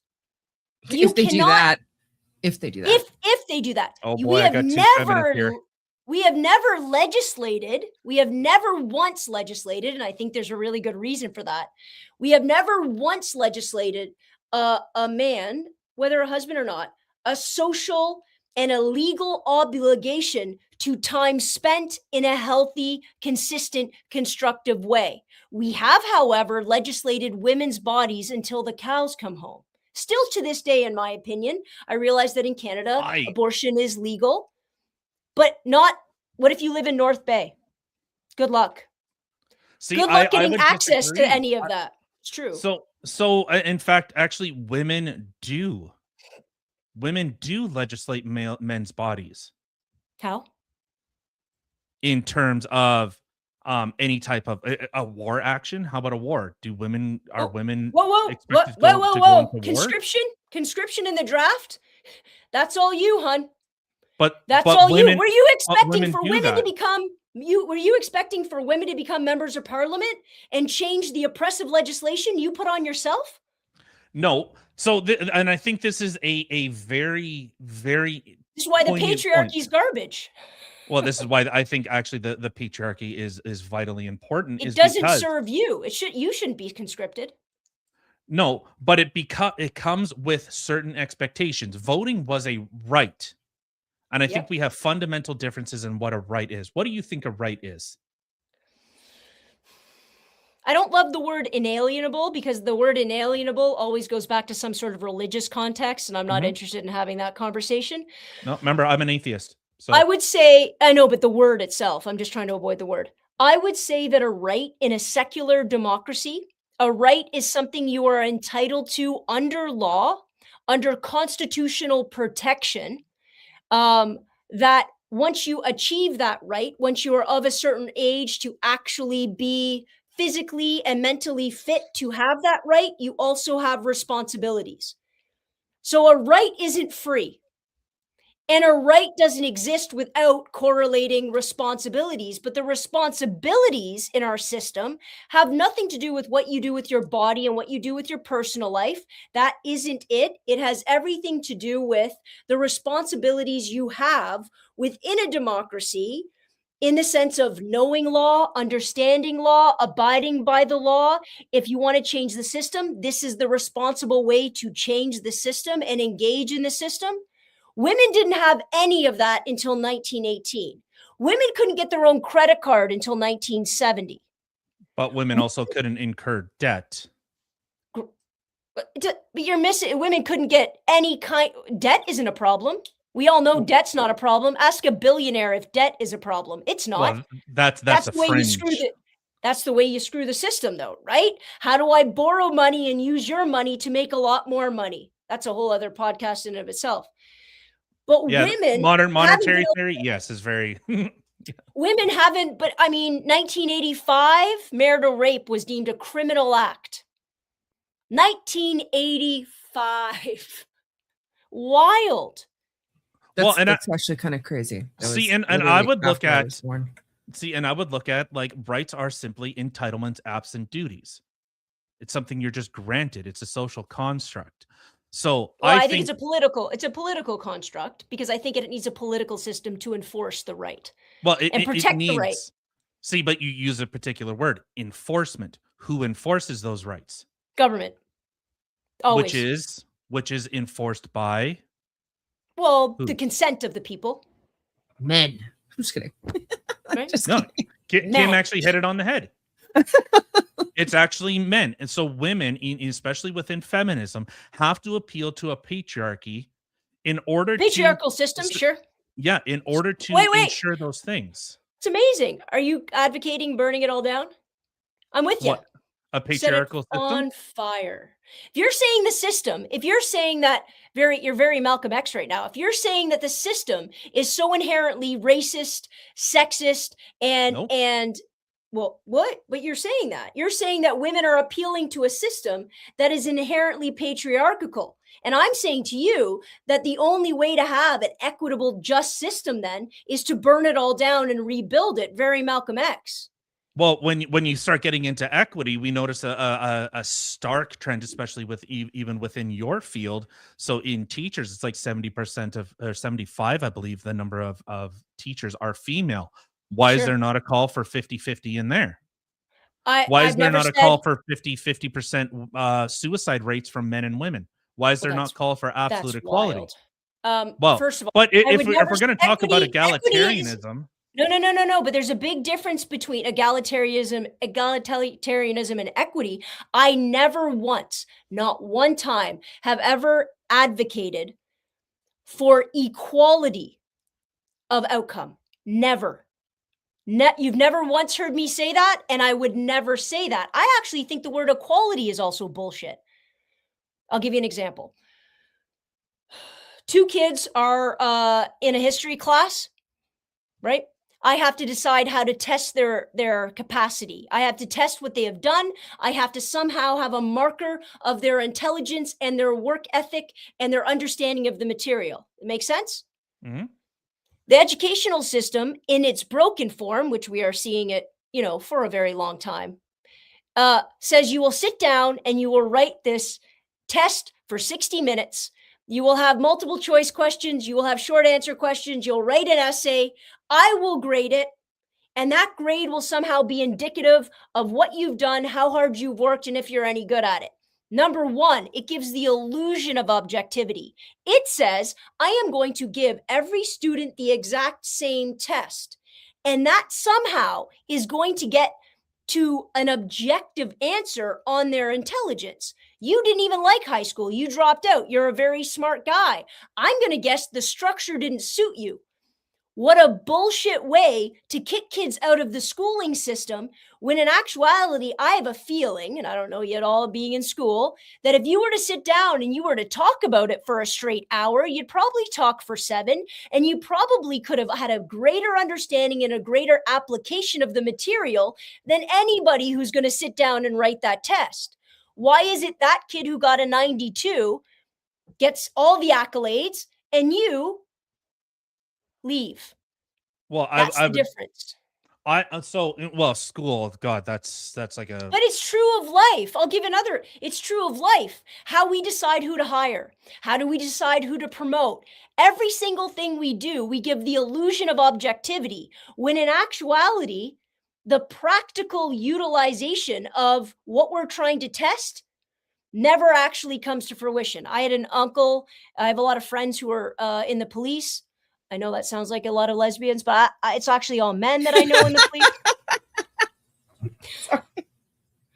Women go too hard in the paint. We don't make sexist generalized remarks here. What are you I'm doing? just saying. Jesus. That would be more homophobic, I think, than sexist. But I've sat down with a lot of these guys and over a long period of time. Like, I have guys that are now, in their 60s and they're retiring, and they'll talk about, for example, the physical test that in Ontario you used to have to pass to become a police officer, because you would do a physical test, a psychological evaluation, and like in a written kind of thing. Yep. Like a mental thing. And they would talk about the 6-minute mile that they would have to run. Right? So if you couldn't run a mile in 6 minutes, you didn't go on to the next test, right? Yeah. And I never thought twice about it. I mean, wasn't even in my radar, especially that long ago, about how people got chosen for the police service. But I remember sitting around a bunch of retired guys, and after they had changed the physical testing, and they're laughing because he's like, nobody ever gave a shit after you were a cop if you could run a 6-minute mile. The only reason we cared back then is it kept a lot of women out the force. And we didn't want them mucking up what it was like to be a police officer and what that camaraderie felt like in that situation. I had an uncle who was on the ETF. He goes, you want to know a statistical truth? Women are better shots. They have lower heart rates. They have steadier hand. Well, we've seen that in action, and the number of times that we've seen. Well, I guess we could just get into the if we want to get into the anecdotals, that's fine. But no, statistically, I'm talking statistically, women have a lower heart rate. That's true. Well, but we've also seen in terms of like absolute physical prowess, it's men. It's not women. Sure, Like, I'm talking about ETF though, right? So ETF is the gun team. right. But I can still beat the shit out of you if I really wanted to. Amazing. But Do you know what the gun team does? I assume How they much- shoot things. That's it. From one hell of a distance. So if what you're saying is true, I think anytime there's going to be hand-to-hand combat, I'm going to send in the boys. Anytime there needs to be a clear shot from 100 meters away or whatever, I don't even know if that's far. Further than that, I don't know. away, right? It's pretty Should far. I not be sending the women? Every time there's a specific task, if we are going to do this stereotypically, anytime there's a specific task with very clear parameters, very low degrees of being able to multitask, but a really specific, narrowly focused task, I'm sending in the men 100 times over, right? Anytime that there's a lot of multitasking and the need to very quickly assess and take many different factors and many different ideas into process at the same time, statistically, I should be sending in a woman. That's why nobody wants to give their order to the drive-through guy, because he's a guy, he always fucks it up. How many? I will. So go ahead. Both Finish. true. That's it. I'm finished. Those are both true, observable, statistical, data-driven facts. What I'm saying is that we do this a lot in our society, and this is true for women. You used women. I'll use the flip side, right? Women in education. I think it's horrific, and I think it does our kids disservice that there's only one representative, a much higher representative of people teaching them that happen to be women. I think women are great teachers. I also think men are incredible teachers. I think the diversity of teaching styles and abilities and the way in which they're going to interact with the kids are essential, absolutely essential. Mm-hmm. But what do? We rely on stereotype. We rely on what was, because we think what was is what should always be, without actually challenging why it was tradition, why it was the norm, and does it serve the problem? Just like that 6-minute mile. Not a single cop is still running that 6-minute mile every single year. Why not?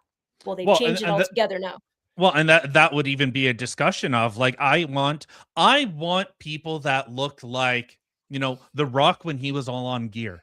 I absolutely I do. Nope. I want a big burly man to come save my fat ass. That's what I want. Can I tell you the problem with that?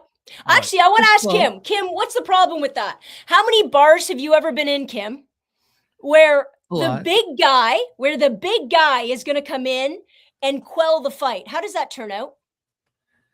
I don't know. They're slower. Yeah, whether they're slower or not. What does a big guy coming into a situation, let's assume the first thing you want to do is de-escalate. Escalates it.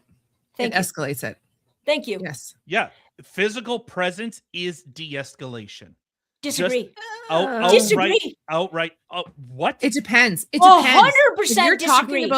If you're talking about some cracked out bitch on like downtown and you got The Rock coming up to them, are you kidding?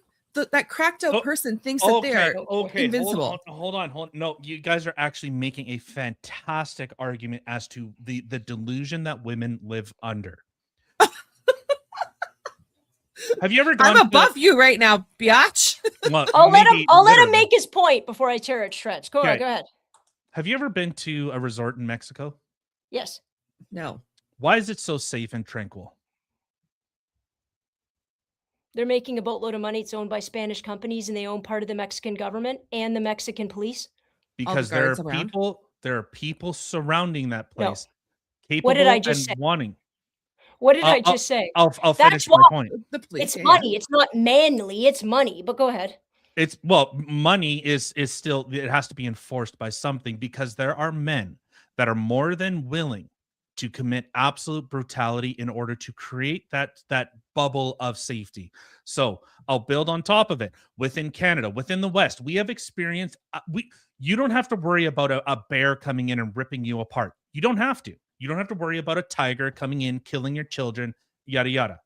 Because there are people that are predisposed, even, historically, genetically, men are predisposed to being able to commit absolute violence.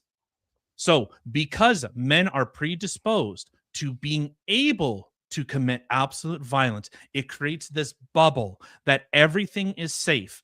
No one is a feminist when the Mongols are at the gates. That's where feminism and this whole ideology that women are just as capable. We just need a badass bitch, and she's just as capable as the Never Rock. said that. Can I describe why that's not true? Sorry, Kim, Sure. go ahead. You go ahead first. No, I was just going to say there's so many things that have been said that I've wanted to touch on. So I'll try to really quickly run through them as best as I can remember before my brain decides it doesn't want to hold on to it anymore. So when it comes to certain job types, you were mentioning about hand to hand, you would send a man. If it was a shot, you would send a girl. I do agree on that. Depends on the man, by the way, but yeah. Correct. Yes. So I would agree with the parameter in the fact that I would send the person that's best suited for the job. When it is something as sort of combat related, I personally would not send a female in. I would not send a female if they were in the army. I wouldn't want them going to combat for multiple reasons. For one, because hand-to-hand combat, they would not win. Two, if something happens to a female, that male brain is predisposed to then protect said female. So they are going to go try to protect said female. They are putting themselves in jeopardy, plus the rest of their team, because they're trying to now protect this person. And I think that it puts people in jeopardy. And I don't think that that is right. I think that there are places in the police force and in the army and all those other things that are good for women to be a part of. I think the whole women should be able to do the exact same things that men do. I personally do not agree with. I think it's dangerous. Women are more predisposed to overreacting in this sense. Hold on. Oh, Joanna, I got some fucking stats for you. I got stats for you. I'm going to play a soccer game right now. Go ahead. Continue. In the sense. Have you seen a grown man with his belly painted crying that his team is lost? Yes. Okay, I'm not talking about sick Donald Trump is running a country on his goddamn ego right now. That's it. Yes, I will agree with that. But what the I've never heard something so outrageous. Hold on. I hold on. Oh, man. There's 2 points to that. So for one, because if a big burly The Rock type guy or even Tyler is coming at me, I know I can't physically fight him off. So the first thing I'm going to do is reach for my gun. So more shots getting done in that aspect would be coming from females because they cannot physically defend themselves instead of doing a hand-to-hand combat. Not saying that men don't shoot other men and etc., but I'm just saying that that is a risk factor. Right? Okay, but now constantly they're shooting each other. Okay. Yes. Now we're going to talk about man babies. Yes. When men are sick, oh my God, their pain threshold is so low. When they hurt themselves, they whine. But yet, that's and the funny thing untrue. Do you want to know what really ended World War I? The Spanish flu. I have a whole bit where I talk about the fact that it wasn't war and death. It was that all the men got the Spanish flu and nobody was going to fight anymore. I swear, go look it up after. But continue. You know Spanish what? Flu. Stop World War I. That makes me laugh. And I need to look into this because that's hilarious. But that's statistically untrue because actually when men get sick, it takes a lot more for men to get sick. Go look at it. Might take more for a man to get sick because maybe their immune system is higher or whatever. Your statistics are showing. I wonder if your oxygenation is higher and that's why. But I'd never heard that stat before. I've never seen. No, it's I would have to look it up, but I just remember seeing because there was always that when men get sick they turn into crybabies, and then I was looking up as to why, and it's actually it has to do that men actually when we get sick, it's actually significantly worse than when women do. I mean, I would have to see the stats on that. I don't know if I believe that personally. I know statistically women have a higher pain threshold. I mean, they got to shoot a freaking watermelon out their hoo-ha. So, I mean, yeah, but you guys do it time and time again. Yeah, well, exactly. It doesn't really matter though. But they statistically have a higher pain threshold. When I say that I'm in pain, it is like to the point where I'm pretty sure you would have been complaining about it already. Like, to be fair, No, I don't hear men saying kick me in the balls one more time. I hear a lot of women saying, yeah, I had a baby. Yeah, it kind of sucked, but I want to have another one. No guy we're says, badass. You know yeah. what's actually true about that though? I've never had a baby, but anybody that's experienced horrific pain, and I talk to a lot of moms, they forget. Your brain is a magnificent thing. It just negates the pain that happened, so you could possibly have another one. Because if you remembered what it felt like and what impacted that, there's no way you'd sign up for round 2. You'd be like, forget that. Yeah. Try getting It's saying that in the it's balls. saying here that men, because of testosterone is believed to suppress the immune system. Maybe and meaning they might have a lower immune response. So what I would argue is that men with higher levels of testosterone might have a slower immune response than other men, and then obviously than women. Yeah, So then okay. I mean, I've never ever read that before, so I'm gonna have to. That's just a brief kind of thing. yeah. So, Okay. well, you had brought up something. So I don't know if we should continue on with rights, because I think rights, I think they're 100% a social construct. They don't exist, and so Of course they exist. They exist because we say they exist. Everything in this world they're a exists social because we construct. said. Well, everything is. Right. So that's what I'm saying. It's Okay. because it's a So social construct. So I yeah. don't think we're in disagreement. I don't think they exist as just as much as mathematics exist. There's not And like a money. shield that comes Well, out. Like there's no shield that comes out when you say like, "Hey, I'm invoking my right to liberty or my right to life." It's like there's not some shield that comes out. If I want to strangle right. you to death, there's no right that's going to stop me from doing That that. makes sense. Yeah.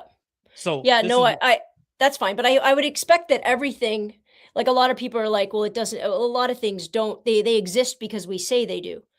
They exist because we give them meaning. They exist because we give them weight. They exist because we build systems and legal systems around them so that we can enforce that. That's why everything exists, whether it's money, our economic system, our military prowess, our educational system. It all exists because we say so. right. But so Right? even with furtherance to that, um looking at, so you even brought up with the idea of enforcement, like women inherently cannot enforce their rights. They have to appeal to a I patriarchy disagree. in order. I How so? disagree.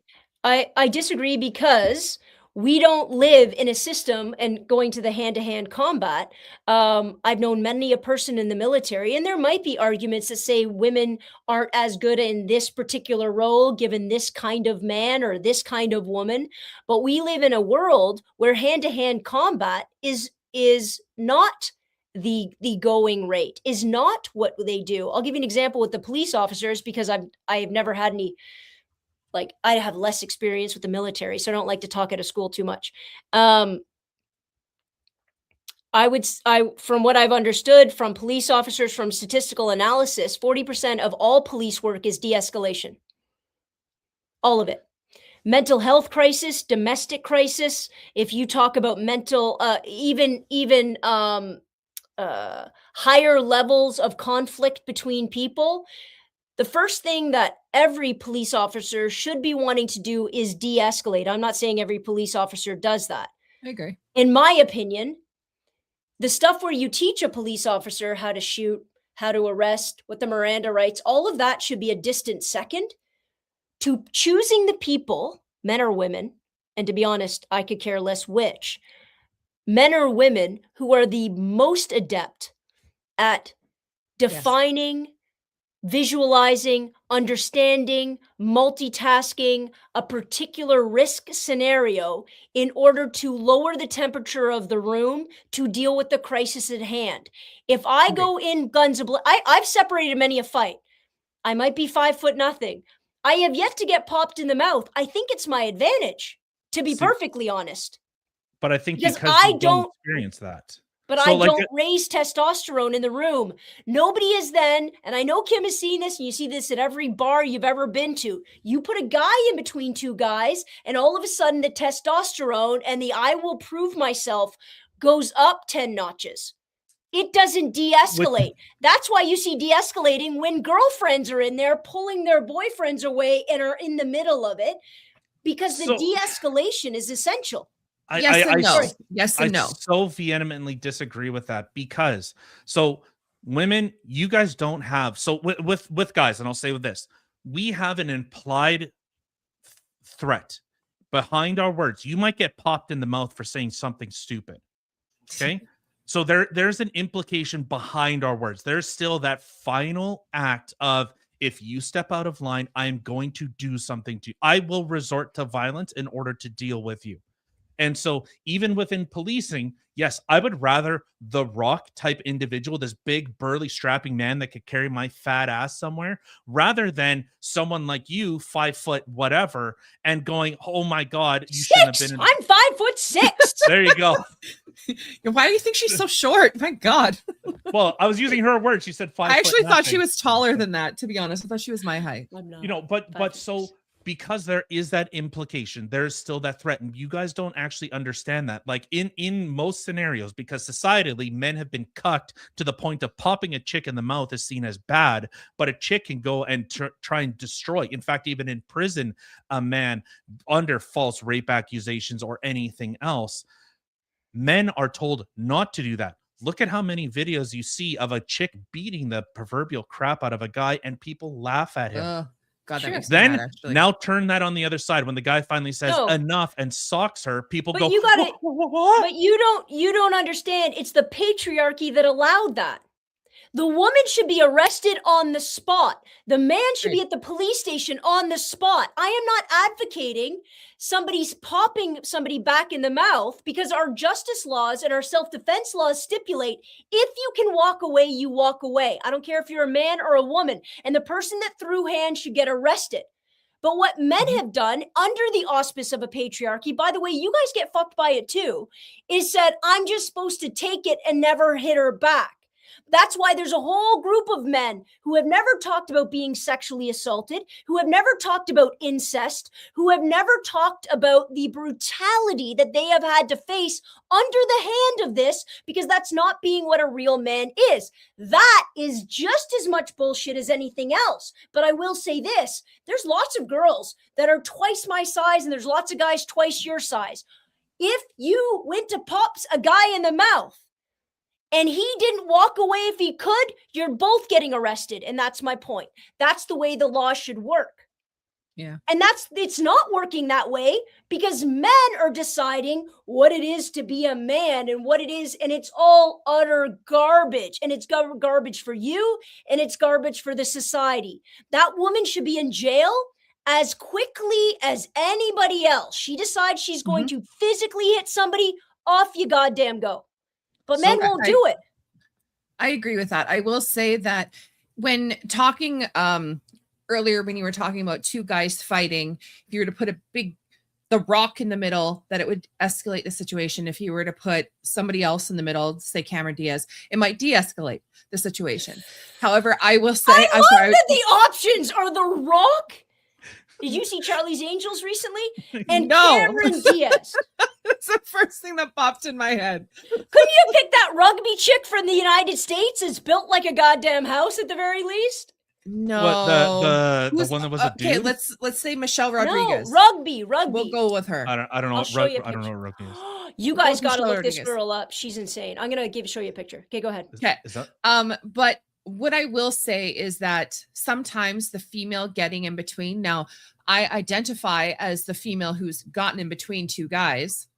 It either can work out where now I got this girl in front of me, and it's normally the other person who is not have anything to do with said girl, where now I got your girl and I'm going to hurt her unless you back off.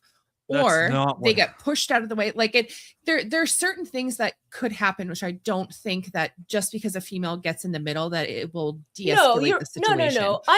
I'm not. I guess what I'm trying to get at is I'm not advocating that every woman in every situation is going to obviously de-escalate it for the very nature of her femininity and her nurturing good. No, I don't believe that. I am woman. You stop now. I just stop, please. Yeah. I believe I believe that in this day and age, in this world, there's a stronger driver. I'm not saying that physicality and brute force is never needed. I am saying there's a stronger driver and a bigger need for the ability to understand, de-escalate, manipulate a situation above and beyond everything else. And if we're picking and choosing, like a lot of times when people play this game, they pick the rock and they give him a degree in psychology and they give him it's like they imagine this perfect entity with the physical prowess of a Greek god and the mental prowess. I'm not even implying that he's a genius. I'm just saying physical, even just physical, occupying a space, being a domineering individual is a natural de-escalant. Can I give you for women? A Jackie Chan? For men, sorry. Well, Jackie Chan is a very different, but people, as you've seen in the movies, people Jackie are like, Chan's skill, this little Chinese man. But Jackie Chan's skill, but nobody knows he has Jackie Chan's skill. That guy with a smarter brain, the ability to fight, maybe fight right, maybe fight without just simply relying on brute force. Another example, I know a lot of firefighters. A lot of people argue about the whole throw the guy over your shoulder and carry him out of the fire. Only happened in Backdraft. Remember that movie? That was a great movie. I do. That was a scary movie. My grandfather never was a firefighter, happened. And that scared me. Want to know why? Because being in a fire, in a burning building, you would never throw somebody over your shoulder and duplicate or double the weight on a particular floorboard in a particular house. You would always be in twos. You would always drag that guy out. Always. That is standard procedure. So this bullshit that you have to be able to lift them on your shoulder is wild. Second problem, you need small people on those forces. Why? The two people that you are three, if you're going to count the third, the three people that you need to get out of a fire, old people, kids, and animals. Now, let's assume you don't care about animals, which is horrific. Those guys should be going first. I will kill those people. Old people and kids, guess what they do? They hide. They hide in places that those big burly guys can't get into. Am I advocating there shouldn't be big burly guys or girls? By the way, go look up Alona on the U.S. rugby team. She is a house. I am not arguing there shouldn't be big burly guys. I am just saying that an intelligent force has a diversity of skill sets and of abilities and of size variances to fill all of the markers that are. Have you seen her? Look up when she's. I'm looking at this thing. This thing. Alona Mare? Is that it? Yeah. Yeah. What? Is that an Adam's apple? Is that an Adam's apple? No, she's all women. She's actually female. Look at this. She's gorgeous. Wait till you see her all done up. Like you're looking at her rugby right now. But this girl also, even though she's built like a house. Yeah, she looks like a super mutant from fucking Fallout. Listen, she kind of reminds me of Jennifer Garner. She's huge, and she's funny. She's hysterical. She's a great rugby player. My point is this: there's lots of guys that I would put as a distant second to her, like a distant second. And I'm saying different people. Well, but different people bring different skill sets. Like there's been a lot of men that have been kept out of positions that I don't think is right either, because there's a different skill set that they bring to the table. We've pretended as though we have an objective truth about what we need. And I think that pretense has actually limited the progress and the scope that we should be trying to step into when it comes to education, when it comes to police and firefighting, even when it comes to the military. I think the scope of what we need and how we need it isn't just one type of person. See, but I don't even think you agree with that. So typically, the whole idea of the patriarchy is the father figure. You can't have two kings running a kingdom, right? And even looking statistically, I don't want a kingdom, but continue. Yep. So even statistically, when we look at even in medieval times or feudal times, women went to war more often statistically than men did, Okay. because women didn't have that understanding of that threat. They didn't understand the implications of going to war. Men did. Men understood Yes, the repercussions that go on. in medieval times, the whole goal of medieval times and war is to rape and pillage. The women were going to war whether they wanted to or not.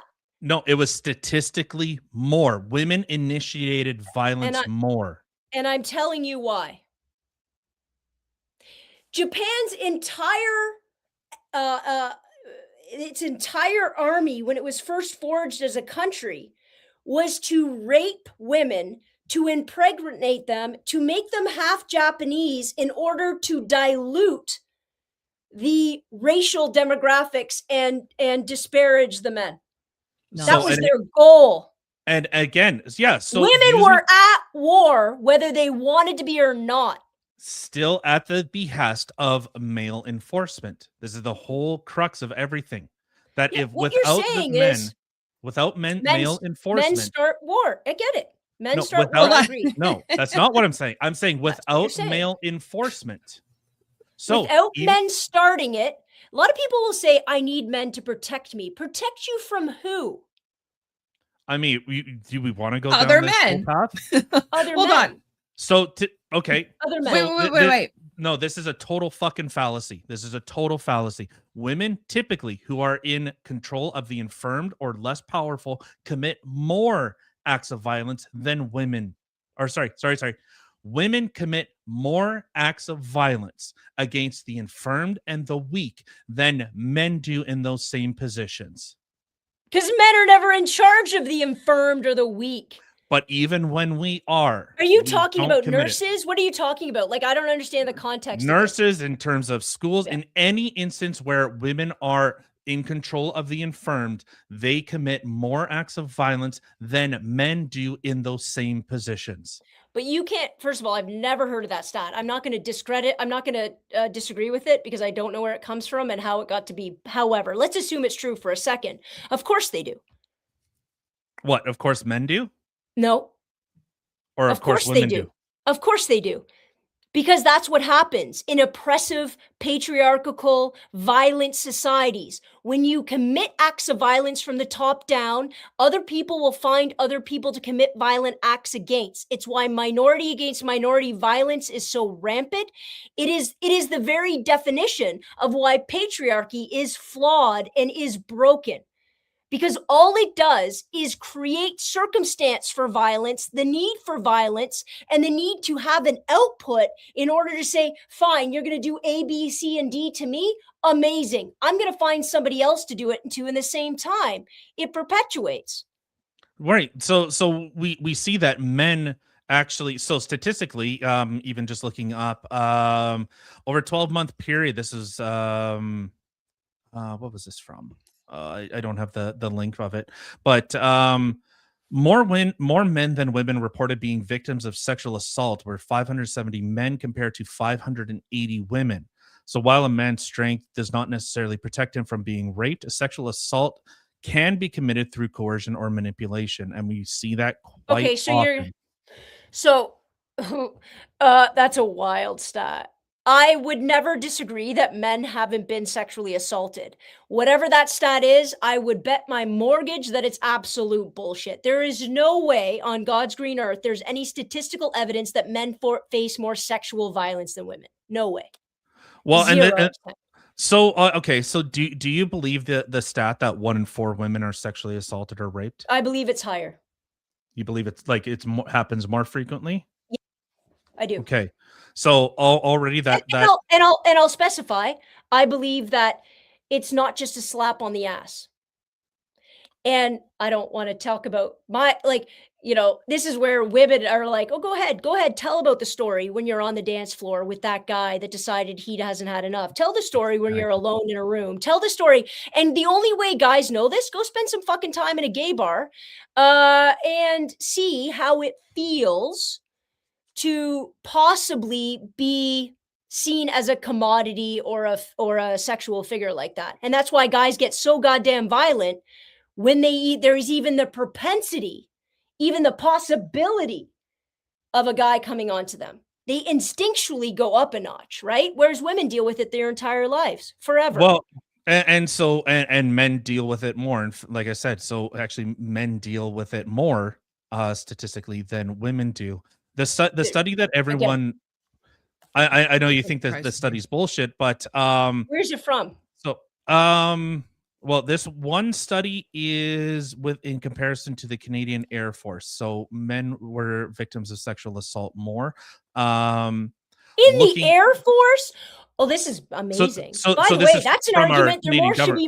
There should be more women in the Air Force then, because the argument is that every time women got in the Air Force, that's when sexual assault was occurring. But what you're telling me, and this has always been the case, is that rape and sexual violence is more about a power dynamic than it is about actual sex, which makes sense. When there's no women in the force, they're still raping other men. Is that what that's implying?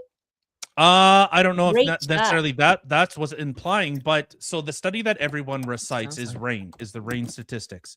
So RAIN always talks about the 1 in 4 chance that, or 1 in 4 women will be sexually assaulted or raped.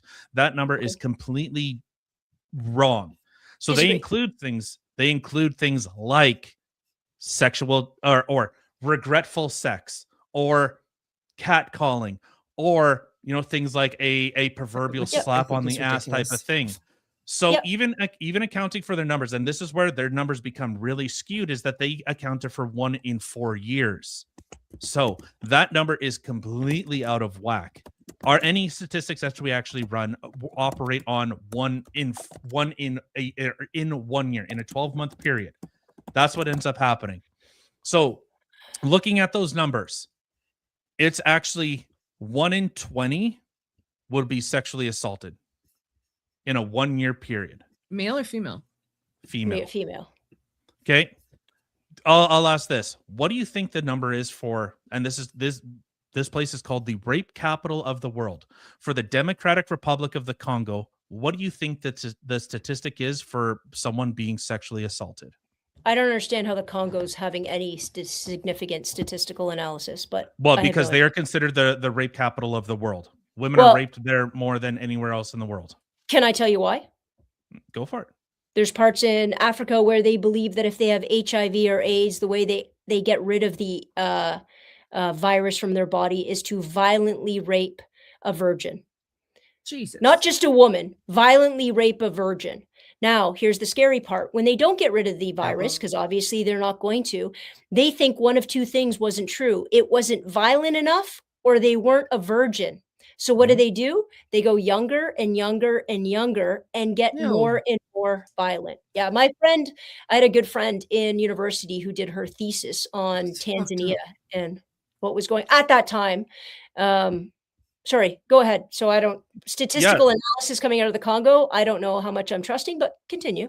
Yeah, so if we assume that 1 in 20 women will be sexually assaulted or raped, using RAIN's same statistics as regretful sex or a date that they didn't want to or that they regretted. I'm looking at 1 in 3 women, and that's a World Health Organization statistic. So whatever that you're talking about, I'm looking at.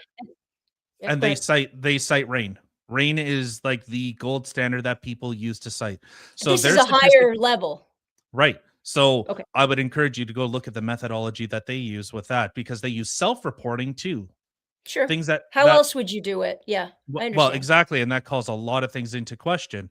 Sure. So out of that 1 in 20, 5.13%. Out of the Democratic Republic of the Congo, which is considered the rape capital of the world, 1% of women will be raped. So how is that possible in a society where every single guy? But that's my point, is that you're talking about a state who won't even legitimize, or even consider rape a crime, rape a whatever. All of the statistical data that they're talking about is going to be reported by the Congolese government. Never going to happen. They would never consider marital rape. They would never consider abuse. They would never consider date rape. They would never consider Like there's so many things that they wouldn't consider This is part and parcel of that. this is by third-party organizations that try to use similar methodology to try and even, well, in fact, even debunk But rape. again, I So don't understand how they're doing that. I'm gonna have to see. It's hard to argue about studies that I can't see, you know what I mean, right. or that I haven't really looked into. And I know that a lot of it would be anecdotal. There's no question about that. Well, And and a then lot that's of the thing. but it has to be, right? Because we have a justice system that how are you going to determine whether or not somebody was raped?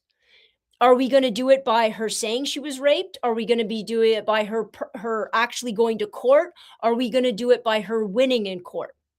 We all know that winning in court to prove rape, the only way, statistically speaking, proving rape when there's only 2 people in the room, it's near impossible unless there's horrific violence, right?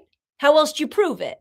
And Well, you'll never exactly. have a jury convicting it. So this is a very problematic issue because we are relying, we always have been relying on what women have said. And I get it. I get how, there's so much more space for it being wrong. There's no, or exaggeration or whatever. But I think we're always constantly undervaluing how much, and it's been a long time since I've been in a straight bar, but how much sexual violence women just take on the regular. Men would never take it. I can't tell you how many times I've been groped, slapped on the ass, grabbed. I can't tell you. I can't tell you. And that's coming from somebody with a real big mouth and a propensity to get real loud and not really care about it.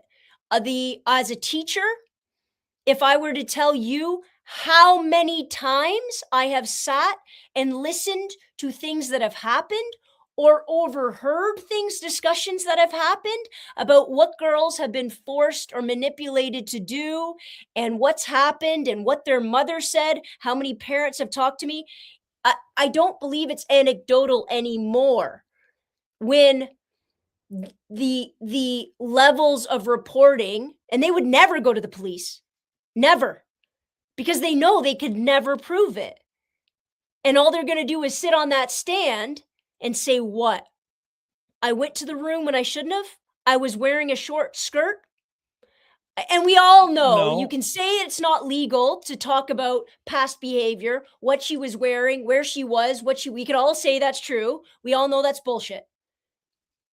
It enters into saying like blame the victim. Oh, for 100%. You think that hasn't stopped?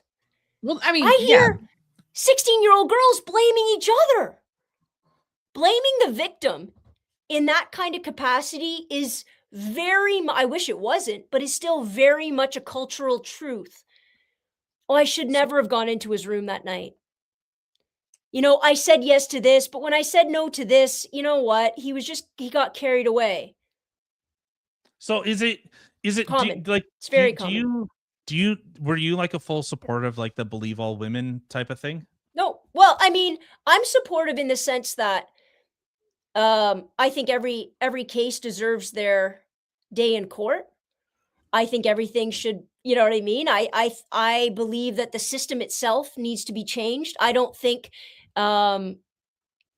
I think there needs to be a different way to handle supporting potential victims because it's an insanely difficult thing to prove. But if, for example, we're talking about industries that are built, and by the way, it's not just the movie industry. The fact we just talked about Harvey Weinstein, hysterical.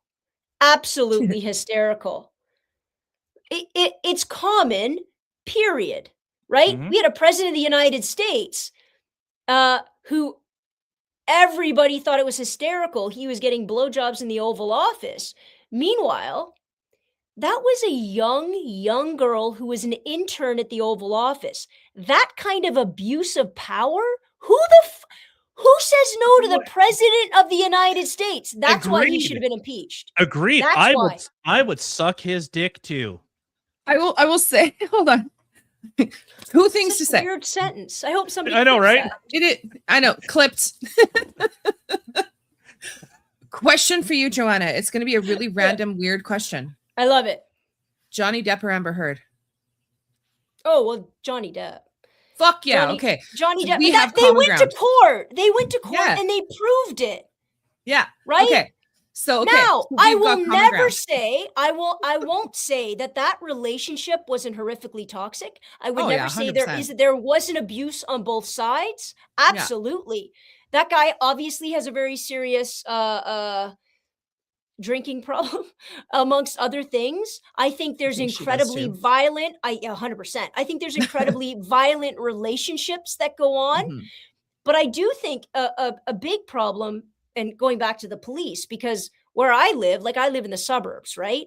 I think something like 80% of all calls for police are domestic violence. Like it's really high. It might be Yeah. 70%, right? It's That's just high, what they yeah. deal with on the daily. And I think that kind of reality, that kind of violent underpinning of relationships, and usually connected to some sort of substance, right? Like usually it's not a sober household they're walking into when it's popped off to that extreme. I would say substance or mental health, one of the two for sure, definitely Sometimes. are the main contributors. Mhm. So okay. So I like you. We got common ground. But if you said Amber Heard, We all watched that trial.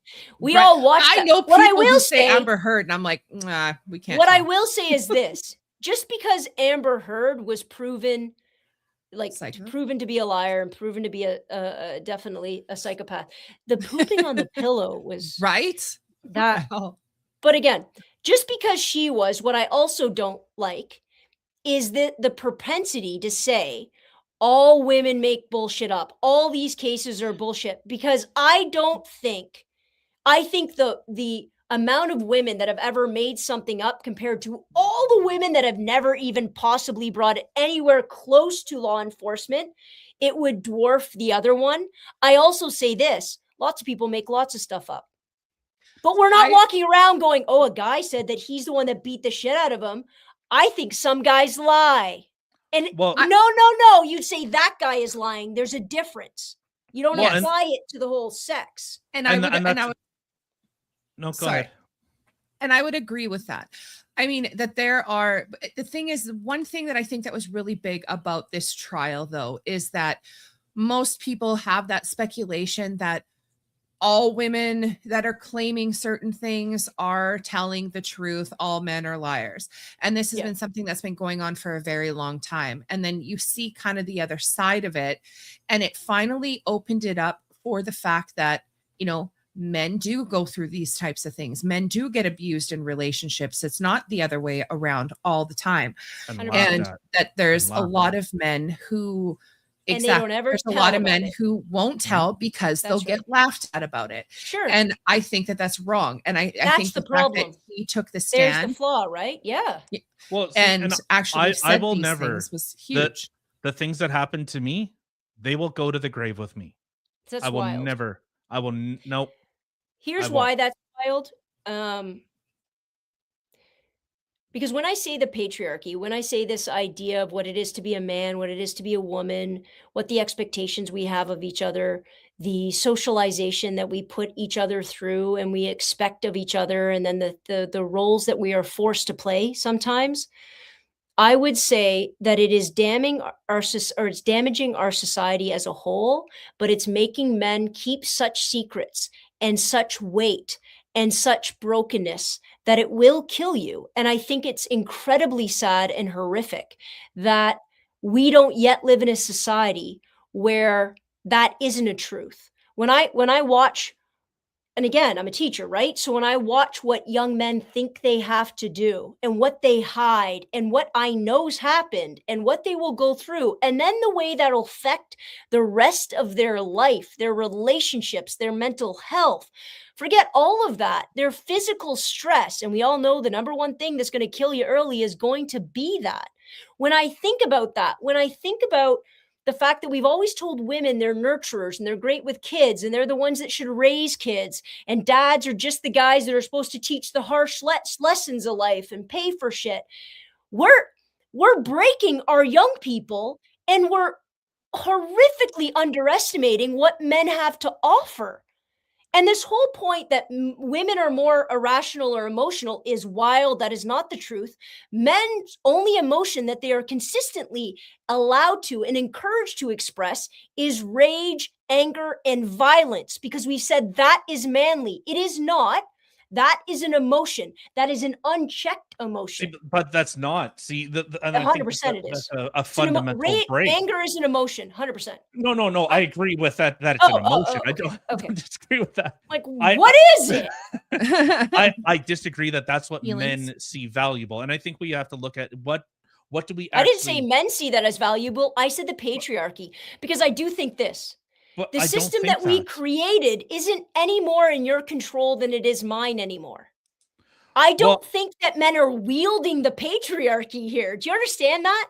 I believe it's a system that was created that now is, I would even argue some days, in some ways, more adversely affects men. I've been allowed, like, I sit here in this baseball hat and hoodie. I'm allowed to get on stage and talk. If I become a doctor, I'm impressive. If I make a lot of money, I'm a boss. Right? As long as I'm stepping up. Now, there is a level to my ability, right? As soon as I get a haircut like this, people are like, whoa, whoa, whoa. That's too much. There's a level. Why? Because when I do those things, I'm seen as elevating myself. I'm stepping up. I'm becoming better. Men become elementary school teachers. Men become our figure skaters, our dental hygienists. Men become nurses. Nurses, by the way, they get 130 grand a year and is probably one of the most important jobs on our planet. Men aren't allowed to do with that. You don't think nurse is an important job? No. What? Is it important? Maybe. Maybe. Yeah. What? What I think is actually important. So let's say, like with you, if you were to bring your children, what is the most important thing that you could possibly do to your children? Is it shipping them off? Is it? But would it be shipping them off to some daycare to some person that doesn't share your values, culture, customs, and everything else? Well, exactly. So. Yeah. I would say the most important thing and the most valuable thing is actually women, the smartest women that we have among us, capable of actually producing the smartest children and in fostering that idea and creating the next Albert Einstein. I'm with you. Here's the problem. Pause, because you're just not seeing the full picture. If you believe that, let us control the government. Let us control the educational system. Let us control the big picture. And you guys do what you need to do, which is when we need you to do very particular tasks, we'll give you a call.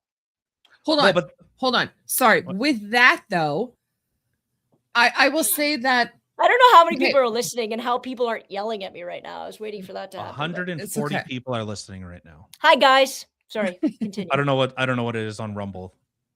Okay. So Kim's texting me. Kim, have you been texting me here the whole time? No, I just sent that message. Oh, I'm like, I've never noticed that the whole time. Yeah, there's a private chat.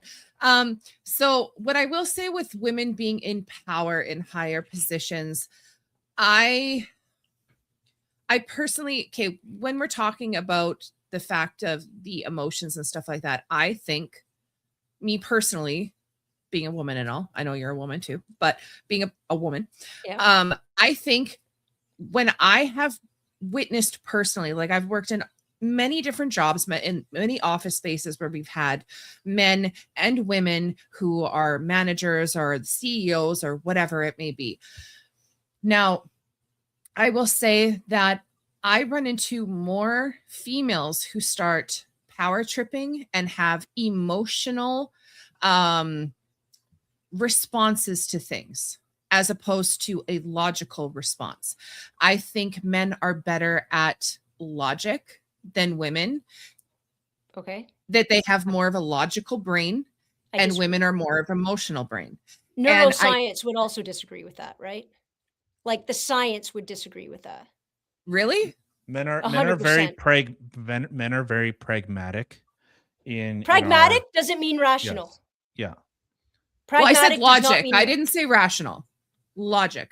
It's the same. That's the same descriptor. Men And I get what you're saying, and I'm not going to disagree. It's not that I would disagree with, like I was mostly joking because I was just going off, not that I don't think women should be running the world, but I was going off the reality that if we think women are really the heart and souls of education and of forming society, and we really are doing the best job of it, why wouldn't it make sense to be in charge of a system?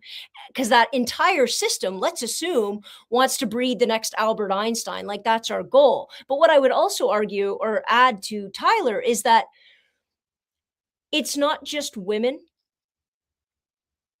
that men, and it's hysterical that I'm making this argument, but that men have an awful lot to offer, an awful lot that they feel, and they feel it very, very deeply and very, very seriously. But just like Tyler stipulated before, he's never going to talk about it.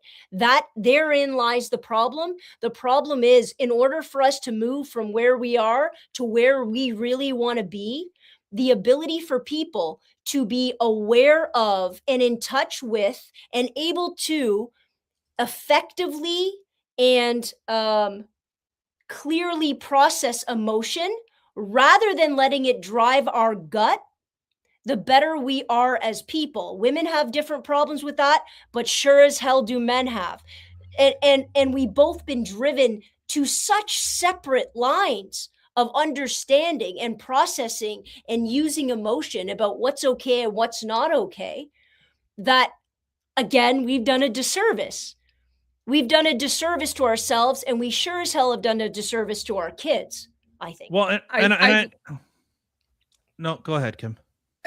Sorry. I was just going to say, I will agree with that. I think that there are things that men should be not afraid to be able to show.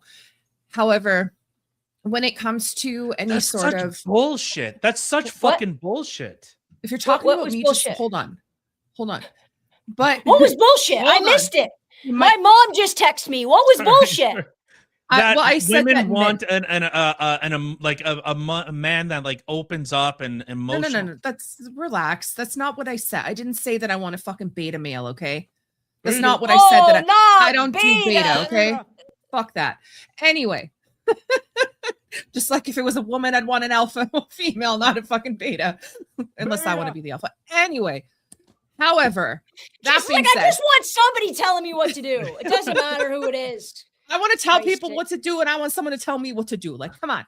But anyway, but I will say that, so I think that there are things that men have been taught for many, many generations to suppress, not to put out there, that I feel that they shouldn't have been so hard on. You can't do this. You're not allowed to cry. You're not allowed to have feelings. You have to keep being the fucking ox and just. If I hear one more man talk about stoicism, I'm gonna lose my mind. Did you guys get a memo or something recently? No, but that is what guys actually virtue. It's not this unbridled rage. You know, Jordan Peterson talked about being absolutely relentless and then pulling it back.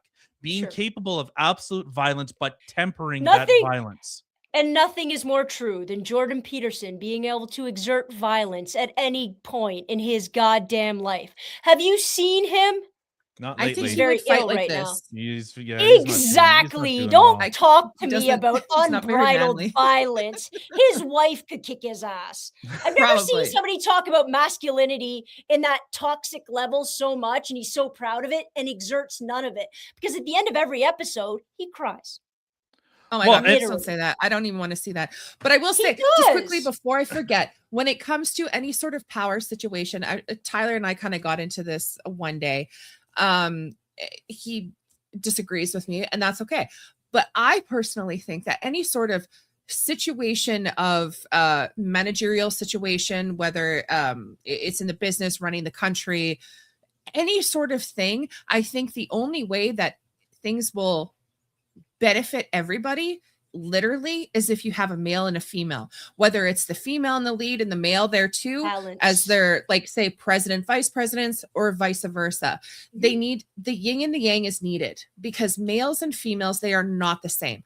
I don't care what anybody says. They are not the same. They are not built the same. They're not wired the same. We have different things, different skills that are better for us, and Yes, they are good So things. why Which is why weaponize they those? go together. Good. I'm I not don't trying to think weaponize them. women saying that I want to be a man and I'm as good as a man, I don't need no man, he holds the door open for me, sexual harassment. Fuck that. That's such bullshit.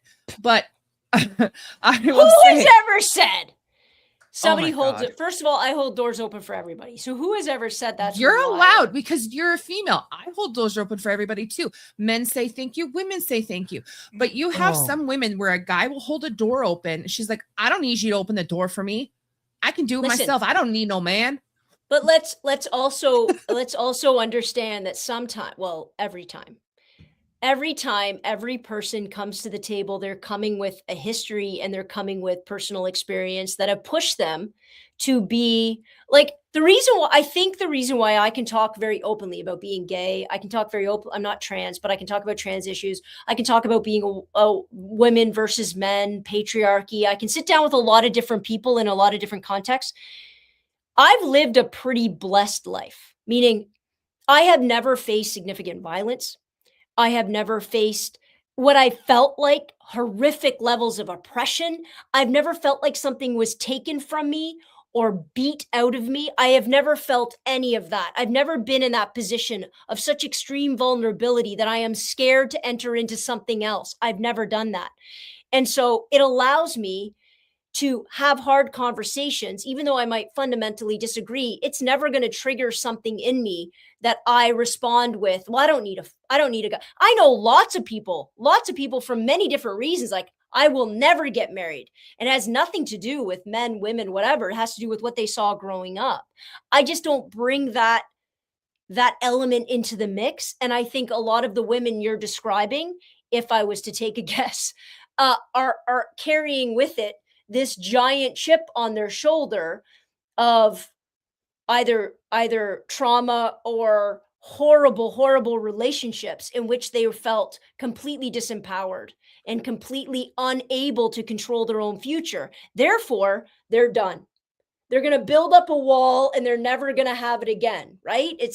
And I mean, that's a hard conversation to have with them, right?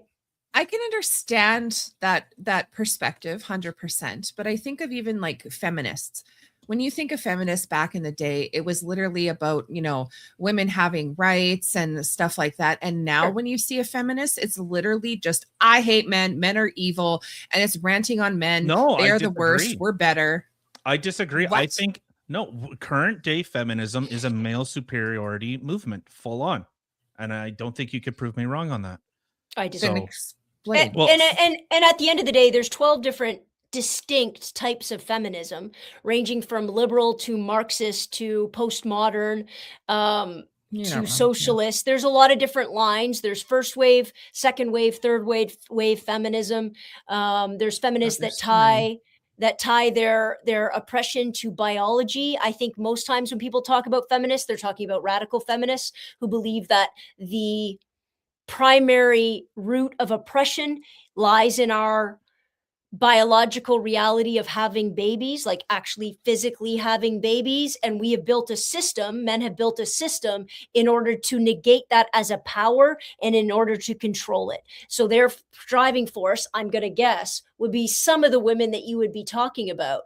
But a lot of the feminists, even when I went to university, right, are very postmodern, are very about reasserting their feminine power, are very about the slut marches and the polygamy that they want to practice, the polyamorous lifestyle they now want to live, and very openly talking about.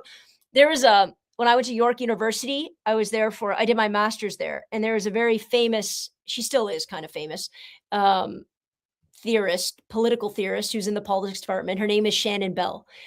And Shannon Bell was probably one of the most, because this would have been like 2000, right? She was one of the biggest sort of postmodern, I'm reclaiming my femininity.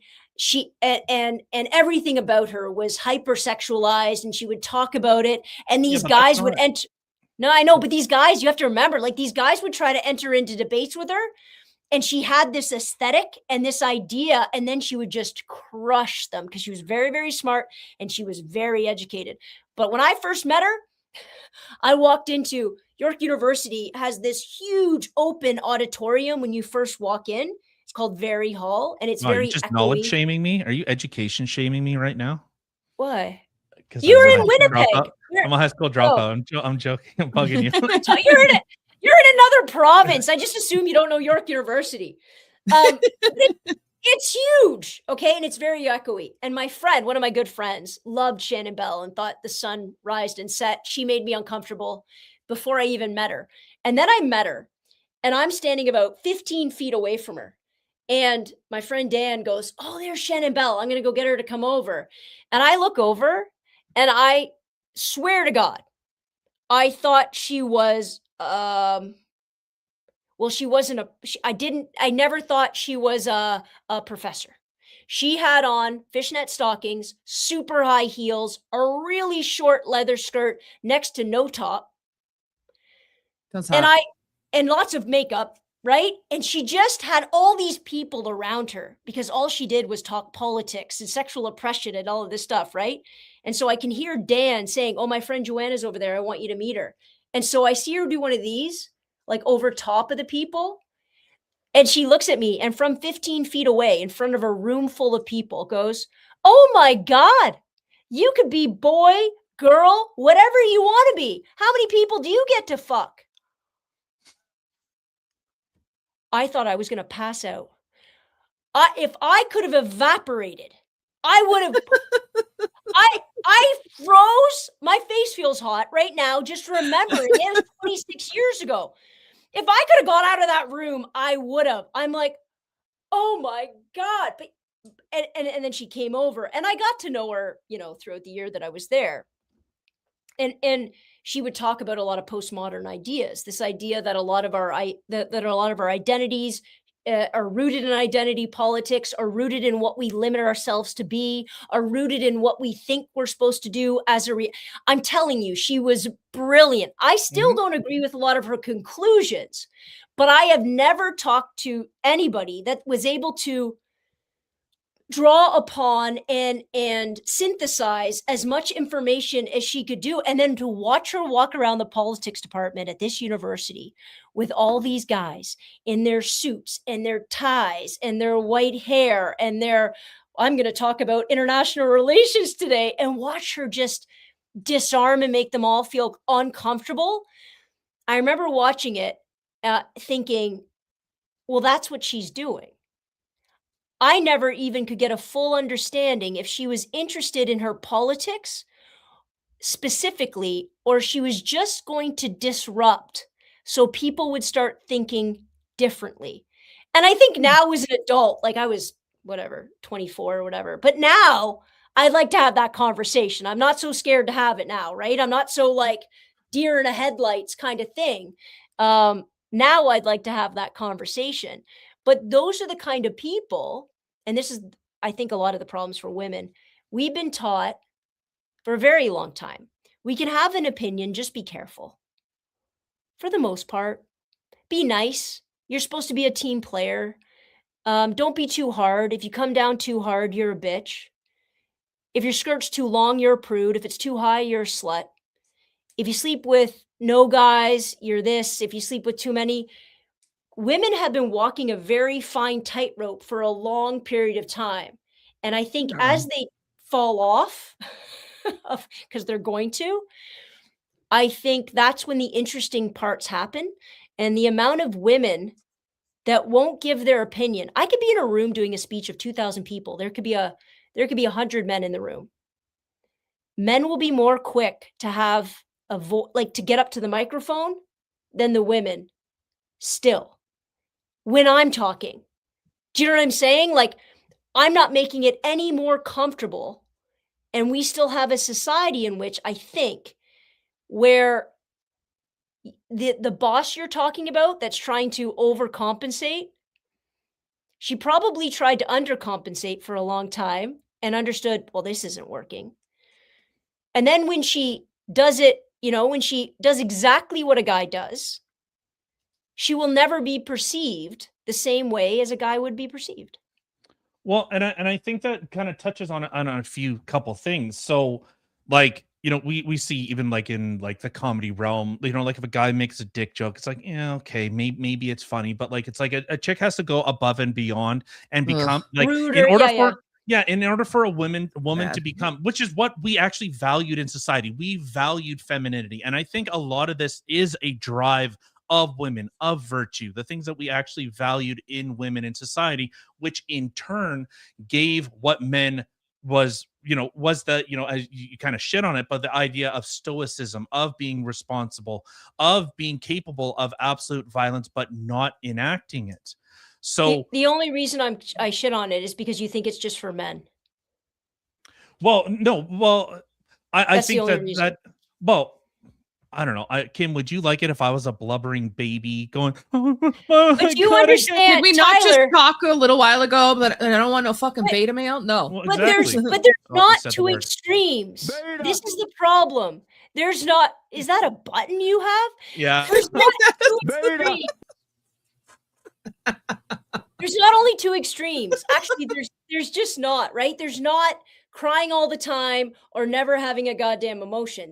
That's not the way it works. And I don't think they ever valued femininity, because if they valued it, men would be able to accept pieces of it that they should start embracing.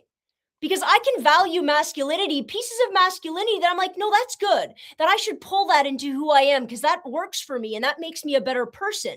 Men didn't value femininity. They valued their control of the feminine. And that's where I'm very Simone de Beauvoir. I definitely think they're considered the second sex for a reason. They valued femininity because it was easily controllable. Because I tell you that you are not strong, that you are not academically driven, and that you are a weaker sex. Therefore, trust me to protect you. I think there's a fallacy in that, and I think there's a broken societal construct in that. And I think as we come out of it, it'll be crystal clear. It'll be crystal clear that the power that men and women use, and again, I love that we don't love identity politics unless it comes down to men and women, because the divergence of women, the divergence of men, both in strength, in physical strength, in intelligence, in capacity, in utility, is so wide that to pit men against women, I find to be See, and that I don't agree useless. with. I find don't it agree useless. that it's an idea of pitting them against each other. Like, we've seen in terms of the Well, workplace, pitting as like, in they're diametrically opposed, not pitting like to fight them. I mean like stipulating there's this camp and this camp, when in actuality this camp is so incredibly diverse and so incredibly multi-layered.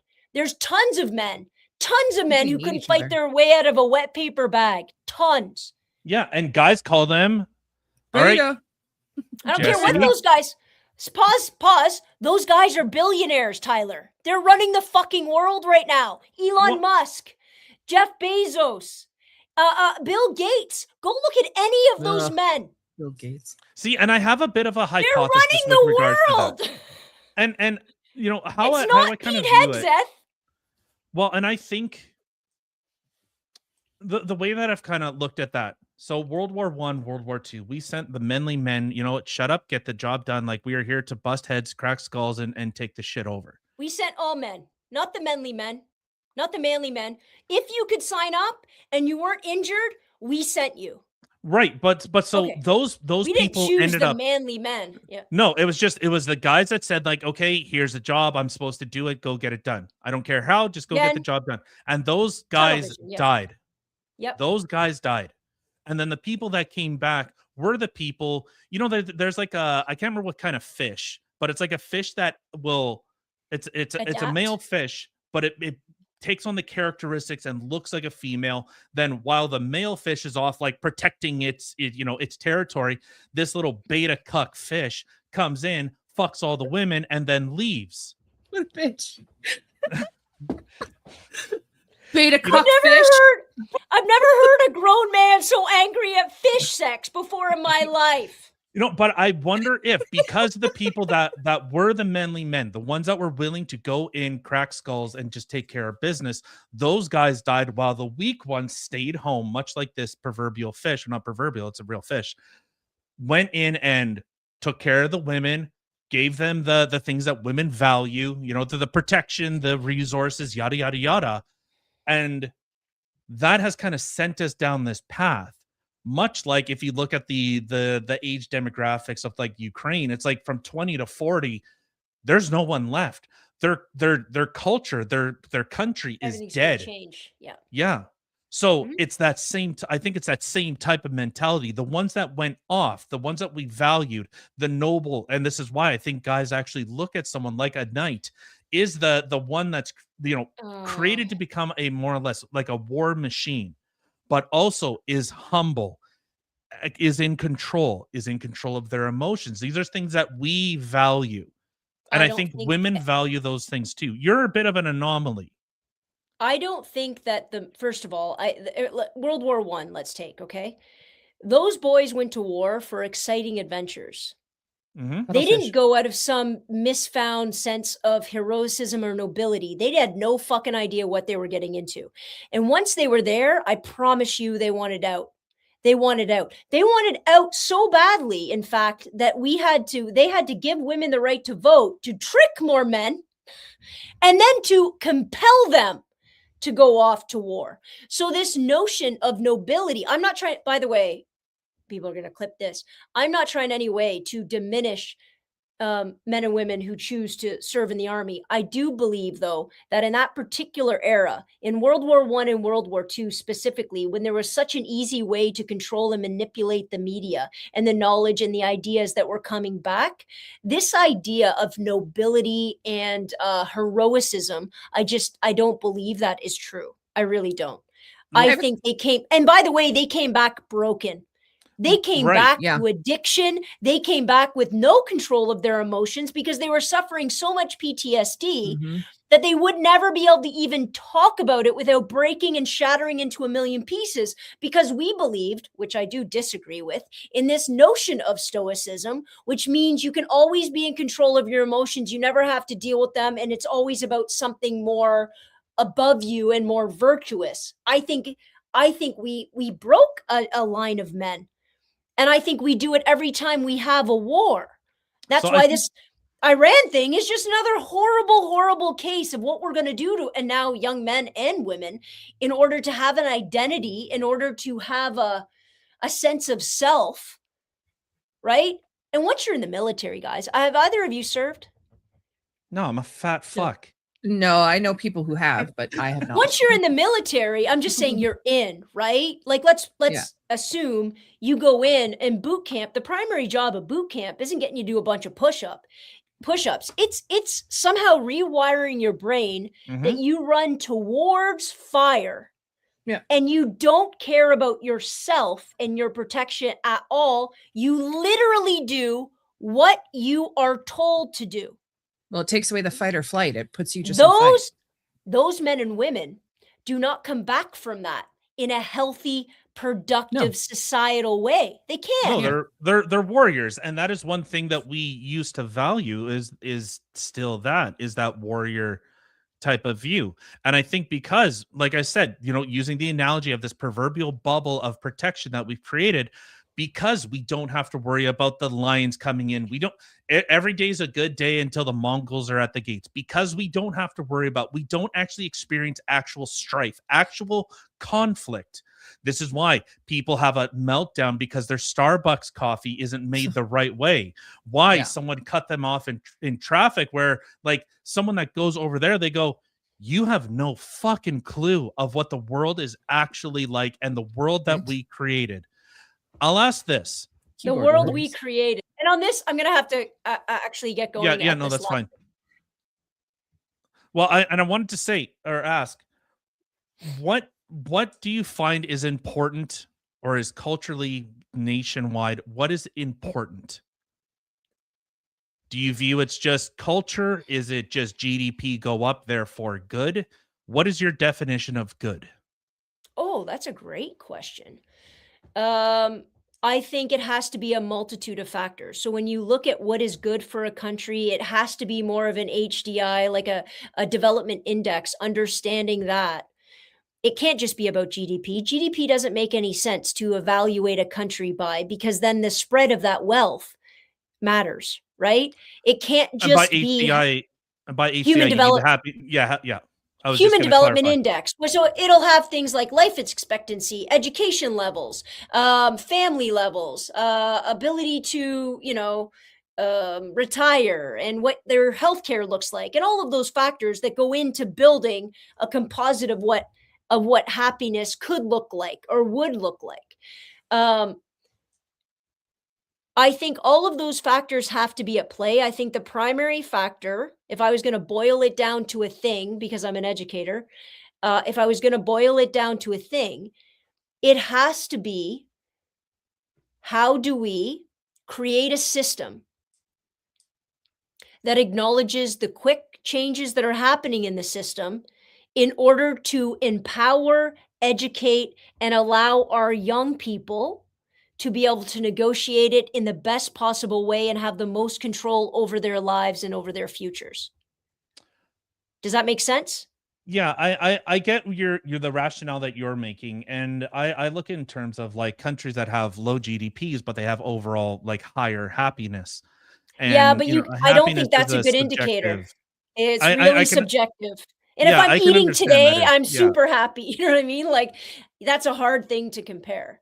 Right, but so if we're looking at, so okay, the overall happiness, but if we look in terms of the West, like even though we have more money than we could ever, like we are a minority in, in minority in terms of wealth and in terms of, and I mean that in the inverse. Like we're so concentrated in how much wealth and technology, like we're Yeah. literally talking 2,000 kilometers apart from each other right now because we experience so much wealth. Like the poorest people would be seen as kings. Like we have fat homeless people. That's how wealthy our nations Mhm. are. Like Yeah. Canada, the United States, and in into Europe. Well, they're Yeah. going down the shitter fast. But I I have an look at idea. more of Yeah, go what ahead. with well. So I want to try and look at, like, it's not just how much money does someone have.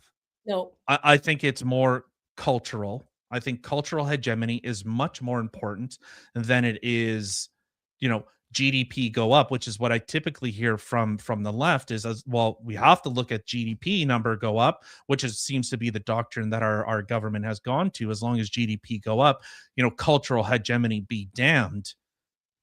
When you And say so cultural hegemony, what do you mean? whether we share a same ethic, a cultural ethic. Okay, that's So not what. Okay. So you want more of a monoculture. I think that's where we are faltering in Mm. in the West. I would What say is we are monoculture? faltering. Just Monoculture is having just what he said, like very similar, consistent viewpoints across the board, less in the realm of ideological or um, a cultural diversity. That the diversity of Okay. ideas is actually problematic. well, I would say, potentially, I would yes. say we're lacking purpose. I could agree with that. I would Yeah. say individual purpose is probably the single most important thing that I think people need. And I think in a mass production, mass consumption society, that the idea of purpose, individual purpose, and whether that's family and whether that's job, I don't care what it is, but understanding you are here to do something great, figure out whatever it is, and then do it. That is your job, not to complain about your lack of whipped cream on your Frappuccino. I think we've lost that along the way. You're right, because we've been granted so much, we've been given so much, and we sit along with the Americans with such access and such incredible wealth. That purpose matters. But I've always stipulated that I think number one, you need to be actively seeking purpose or engaged in purpose. And number two, that purpose can never be just about yourself, Yep. ever. I agree, and I've held the position that we've moved towards a selfless or selfish society, and we used to be very selfless. Because we don't have to. We used to have our community. We don't survive without our community. And so what we've seen happen in the transition is this idea that I literally don't need anybody for anything ever. You think you do. Practically, right? Like, yeah, you think you do, but I can get everything I need here. I can order what I want. I can get an electrician to come into the house. I can have a job. I can do all of these things. I don't need anybody because we've created a world where community doesn't matter. I think that's coming back. I hope so I think too. it's coming back. I hope so too. I'll ask one more question, and Okay. I know I really appreciate you being candid and a little impromptu. Yeah. Thank you.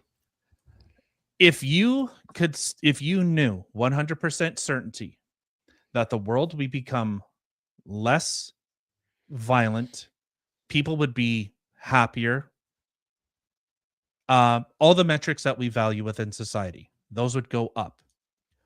Would you remove or would you advocate for a woman's right to vote? What? That would I partially remove goes on.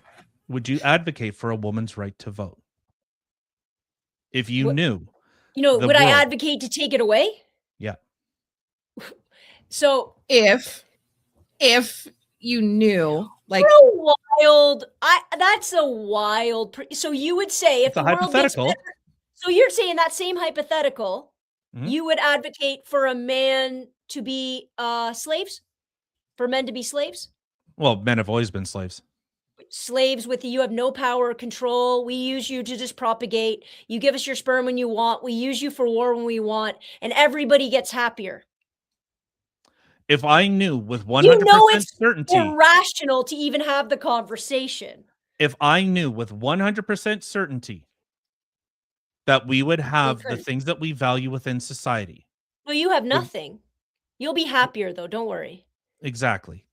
I would actually advocate for men to lose their rights, but that comes with a fuck ton of entailments, which I don't think women are capable of with well, it would come, but same on the adverse. I think it's a ridiculous. I think it's a ridiculous hypothetical, because the hypothetical is saying, would you give up your freedom? Right? Would you give up your ability to control your own life? And we just said the purpose, understanding your individual purpose is a driving force. So you're asking me to give up mine. Mm-hmm. Or you're trying to control what mine is. That it cannot exist with the same worldview we just both agreed to. I'm asking the hypothetical that if we knew that was going to be a better moral outcome. So if we looked at, men used to hold other men accountable for abusing their wives. That was a normal practice that took place. People were shamed, ostracized because of those types of practices. What were they shamed for? Beating their wives. When Spousal abuse. Oh, this was back in like the early 90s. That was quite common thing. If you were beating your wife, those guys got the shit beat out of them. Where would they get the shit beat out of them? By other men. Well, what are we talking about right now? I've never been a part of any culture at any time period where men, and by the way, in the 90s, you're talking about just like after 1900. Sorry if I said the 90s. Sorry if I did. Sorry, I'm talking about the 1990s. I'm like, when Nirvana was, I don't understand what we're talking about. Before Courtney Love blew his brains out, yes. You're still talking about an era. See, I don't think you're going to compare it to that era, but that era, a man could rape his wife with impunity. He couldn't beat her but he had absolute authority and propriety over her body anytime he fucking wanted to. And do you think that that's a problem? Yes, of course it is. Yeah. So you would put at the top of like your value structure, purpose, women's like individual liberty if it meant at the expense of everyone else.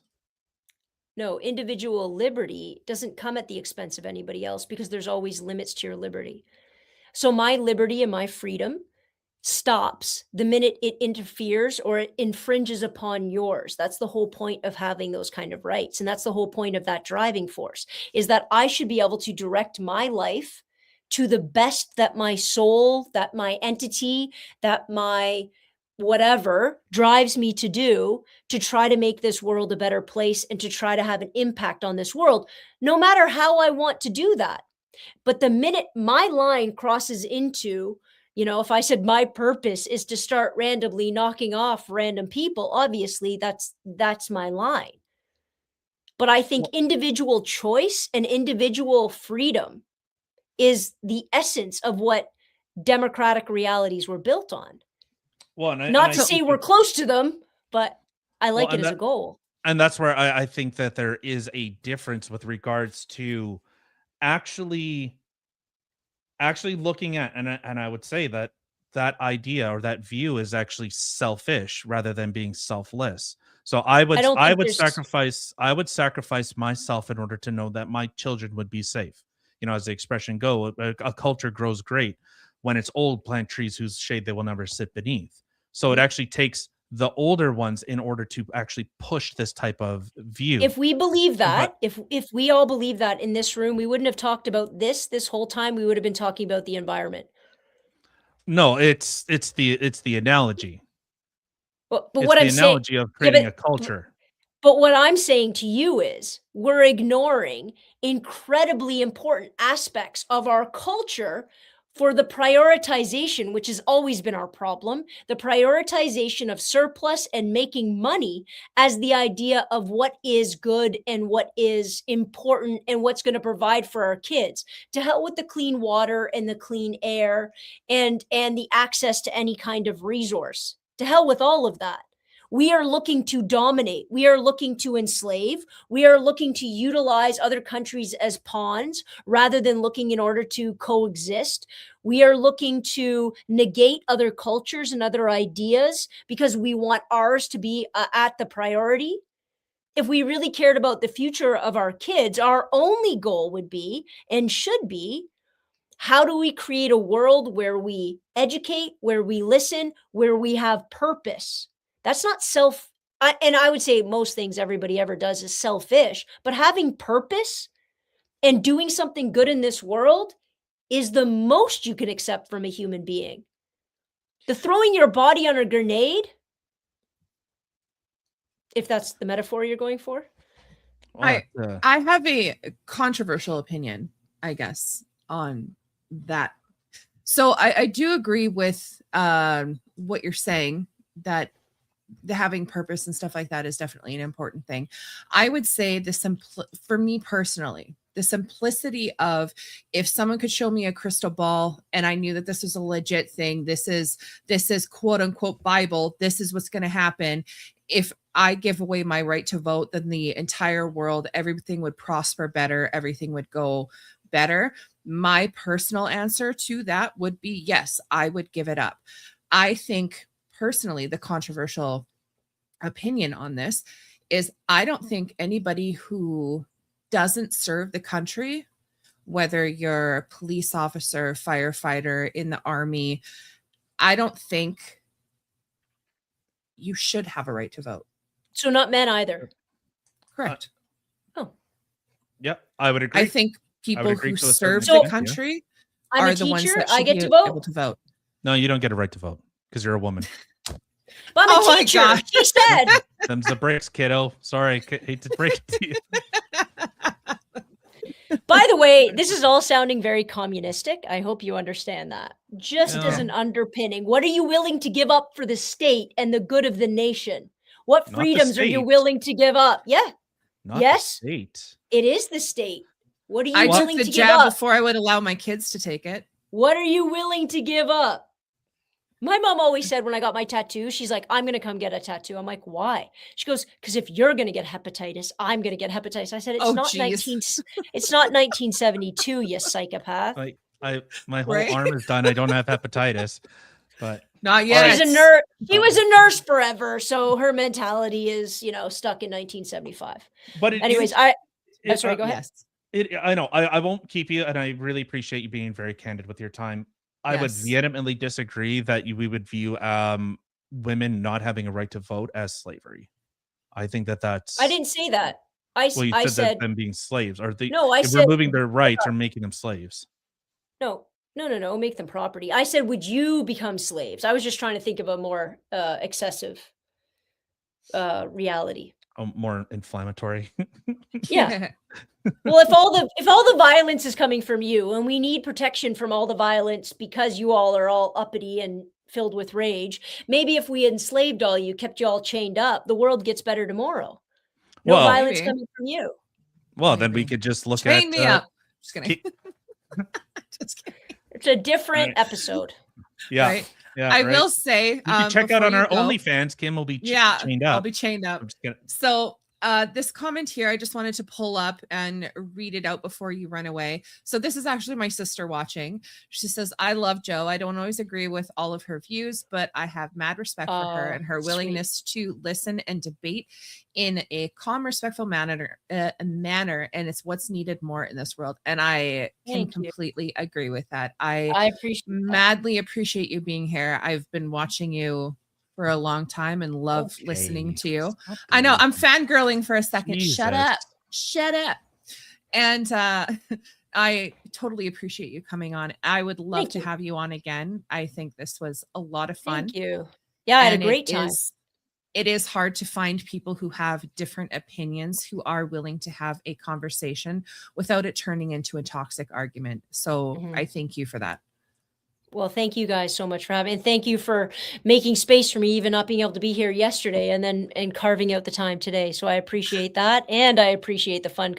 Listen, I talked for 3 hours. The only reason I have to go now is because I have to get my mom's dog, but I had a great, this is my idea of a good time. So, Right, me having a too. good conversation with people I don't always agree with. That's good times. I agree. Appreciate it very much. I guess where can people find you? Unlearn16 on TikTok, on Instagram. I have a podcast, Unlearn16 Classes in Session. That's about it. Twitter, if you're brave enough to come over there, Unlearn16 tweet. Well, I give you shit. It's a dark So- space, guys. Careful. I know it's funny. There was actually, it's funny, a quick thing. I was telling him something about a video, like I was explaining a video of yours that I was watching, and he's like, wait, you watch her? I'm like, yeah. He's like, I just finished getting into a beef with her on X. I'm like, what? I don't even, barely, it's so funny because it was a nice one. Normally people are the only place I've ever felt, because a lot of people recognize me and it's beautiful. And every once in a while on TikTok, I get, idiots, but Twitter, I felt, I'm like, oh no, they know where I live. It gets crazy. That's scary. Yeah, I'm not okay with that. Keep it No. public. Don't go home. Don't bring it home. No, once you start Right? that shit, I'm Oh, sorry. yeah. It was the No. only place I've ever felt like, because Anna's always worried. She's like, sure, you're going to piss somebody off, but you know what? They never come after you. They're going to come after the person standing next to you to hurt you. And I'm like, what do Yeah, you mean? But Twitter can be because everybody's so anonymous, right? It's the Keyboard anonymity that warriors. allows them to Mhm. be crazy. Yeah. I can Yeah. handle sarcasm with the best of them, but Yeah, So- I very much, if you're not willing to put your face or name out there, I understand there's some people that hey, you just, if I divulge this information, I would literally be killed. Okay. I have sympathy for that. Not egg voice stupid opinion That's that right. we've heard a million times. Okay, yeah, all right, I'll see you later. But you want to start commenting under other people's posts. You can post everything. You want to stay anonymous, cool. You can stay anonymous, meaning you don't ever have to put your face up there. You can post whatever you want to post. But as soon as you start engaging with other people and there's no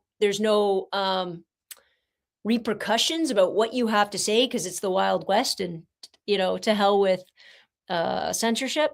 Well, I think even the Tate brothers are right now, which is probably the most ironic thing I've ever heard of in my life, are suing X to get names divulged on Twitter handles because of things they've said about them.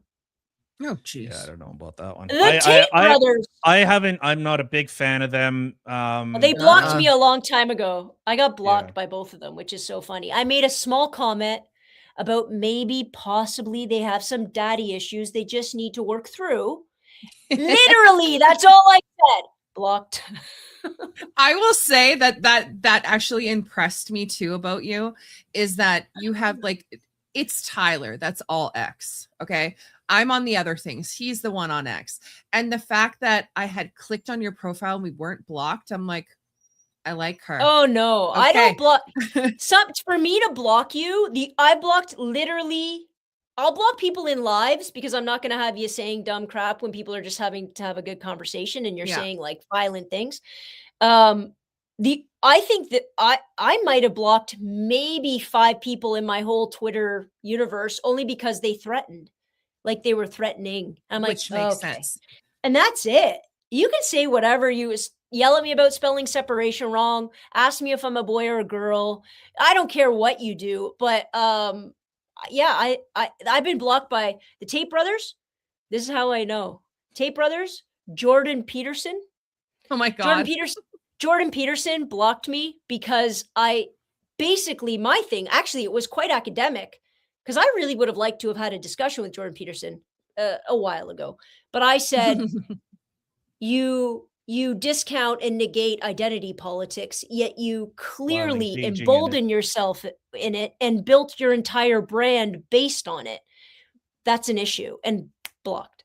Yeah, no, and I agree with that. I think we all engage in identity politics. Look at how our politicians act. Like this whole notion that we don't do what the left does. No, 100% you do. Whatever the identity is, and our government is very, very good at pitting identity groups against each other. You are either a part of this community or you're not. You're either part of that community or they're the masters at it. They love to sow that division. It's fantastic. So we're no longer looking at them, and then we're now looking at each other going, what did you do? Exactly. So, all right. I will set you free. Puppy. Yeah. All right. I'm going to go get my mom's pup. Okay. All right. We'll see you guys later. Thank you very much. Have a good night, guys. You See too. ya. Thank you. Bye-bye. Bye.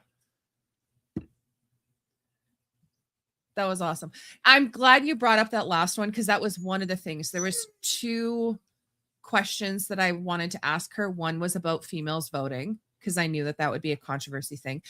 And then the other thing I had wanted to ask her was about women's abortion rights because my views don't line up with most females, but maybe we can have that conversation another time. One thing I learned, like when I was talking with the soy pill, 2 hours, 3 hours isn't enough to actually hammer down and beat out, like drag out someone's opinions and get deep into it. No. Like when I see debates that are like 5, 7, 8, 9 hours long, I'm going, holy shit. We just did 3 hours and it's like, okay, yeah, we got like we were able to like nail some down, but like actually getting in and ripping someone's opinions apart. Yeah. It takes we could have so kept much going. more time. I know we hit it 2 hours. Like I sent that private chat. I'm just like, hey, do you have time constraints? Because we're at the 2 hours because we had said before it's like 1 to 2 hours. Yeah. I'm like, I want to keep going. Like, I don't feel like this conversation is anywhere near done. And I would have loved to have kept going, even though we got places to go too. But we do got places to go. It's our kid's birthday. So, but no, that was fantastic. I hope she comes on again. I really enjoyed that. But I will say to everybody who tuned in, there's so many of you there. I hope you are subscribing, sharing, liking, all that fun little jazz. Thank you for clicking on a little button to come sit with all of us and listen to the craziness going on in the world today. You can check us out in all the places listed in the description box below. I will put Joanna's information in the description box as well, so you can check her out. And I was supposed to tell you that JL/Chris, who's normally on Saturdays, apologized for not being here and also said that he put out his first episode last night. So go check him out. White Nova. Cool. Yeah. Otherwise, everybody have a fantastic weekend. Hurry up. I got to piss. To one another. We're out.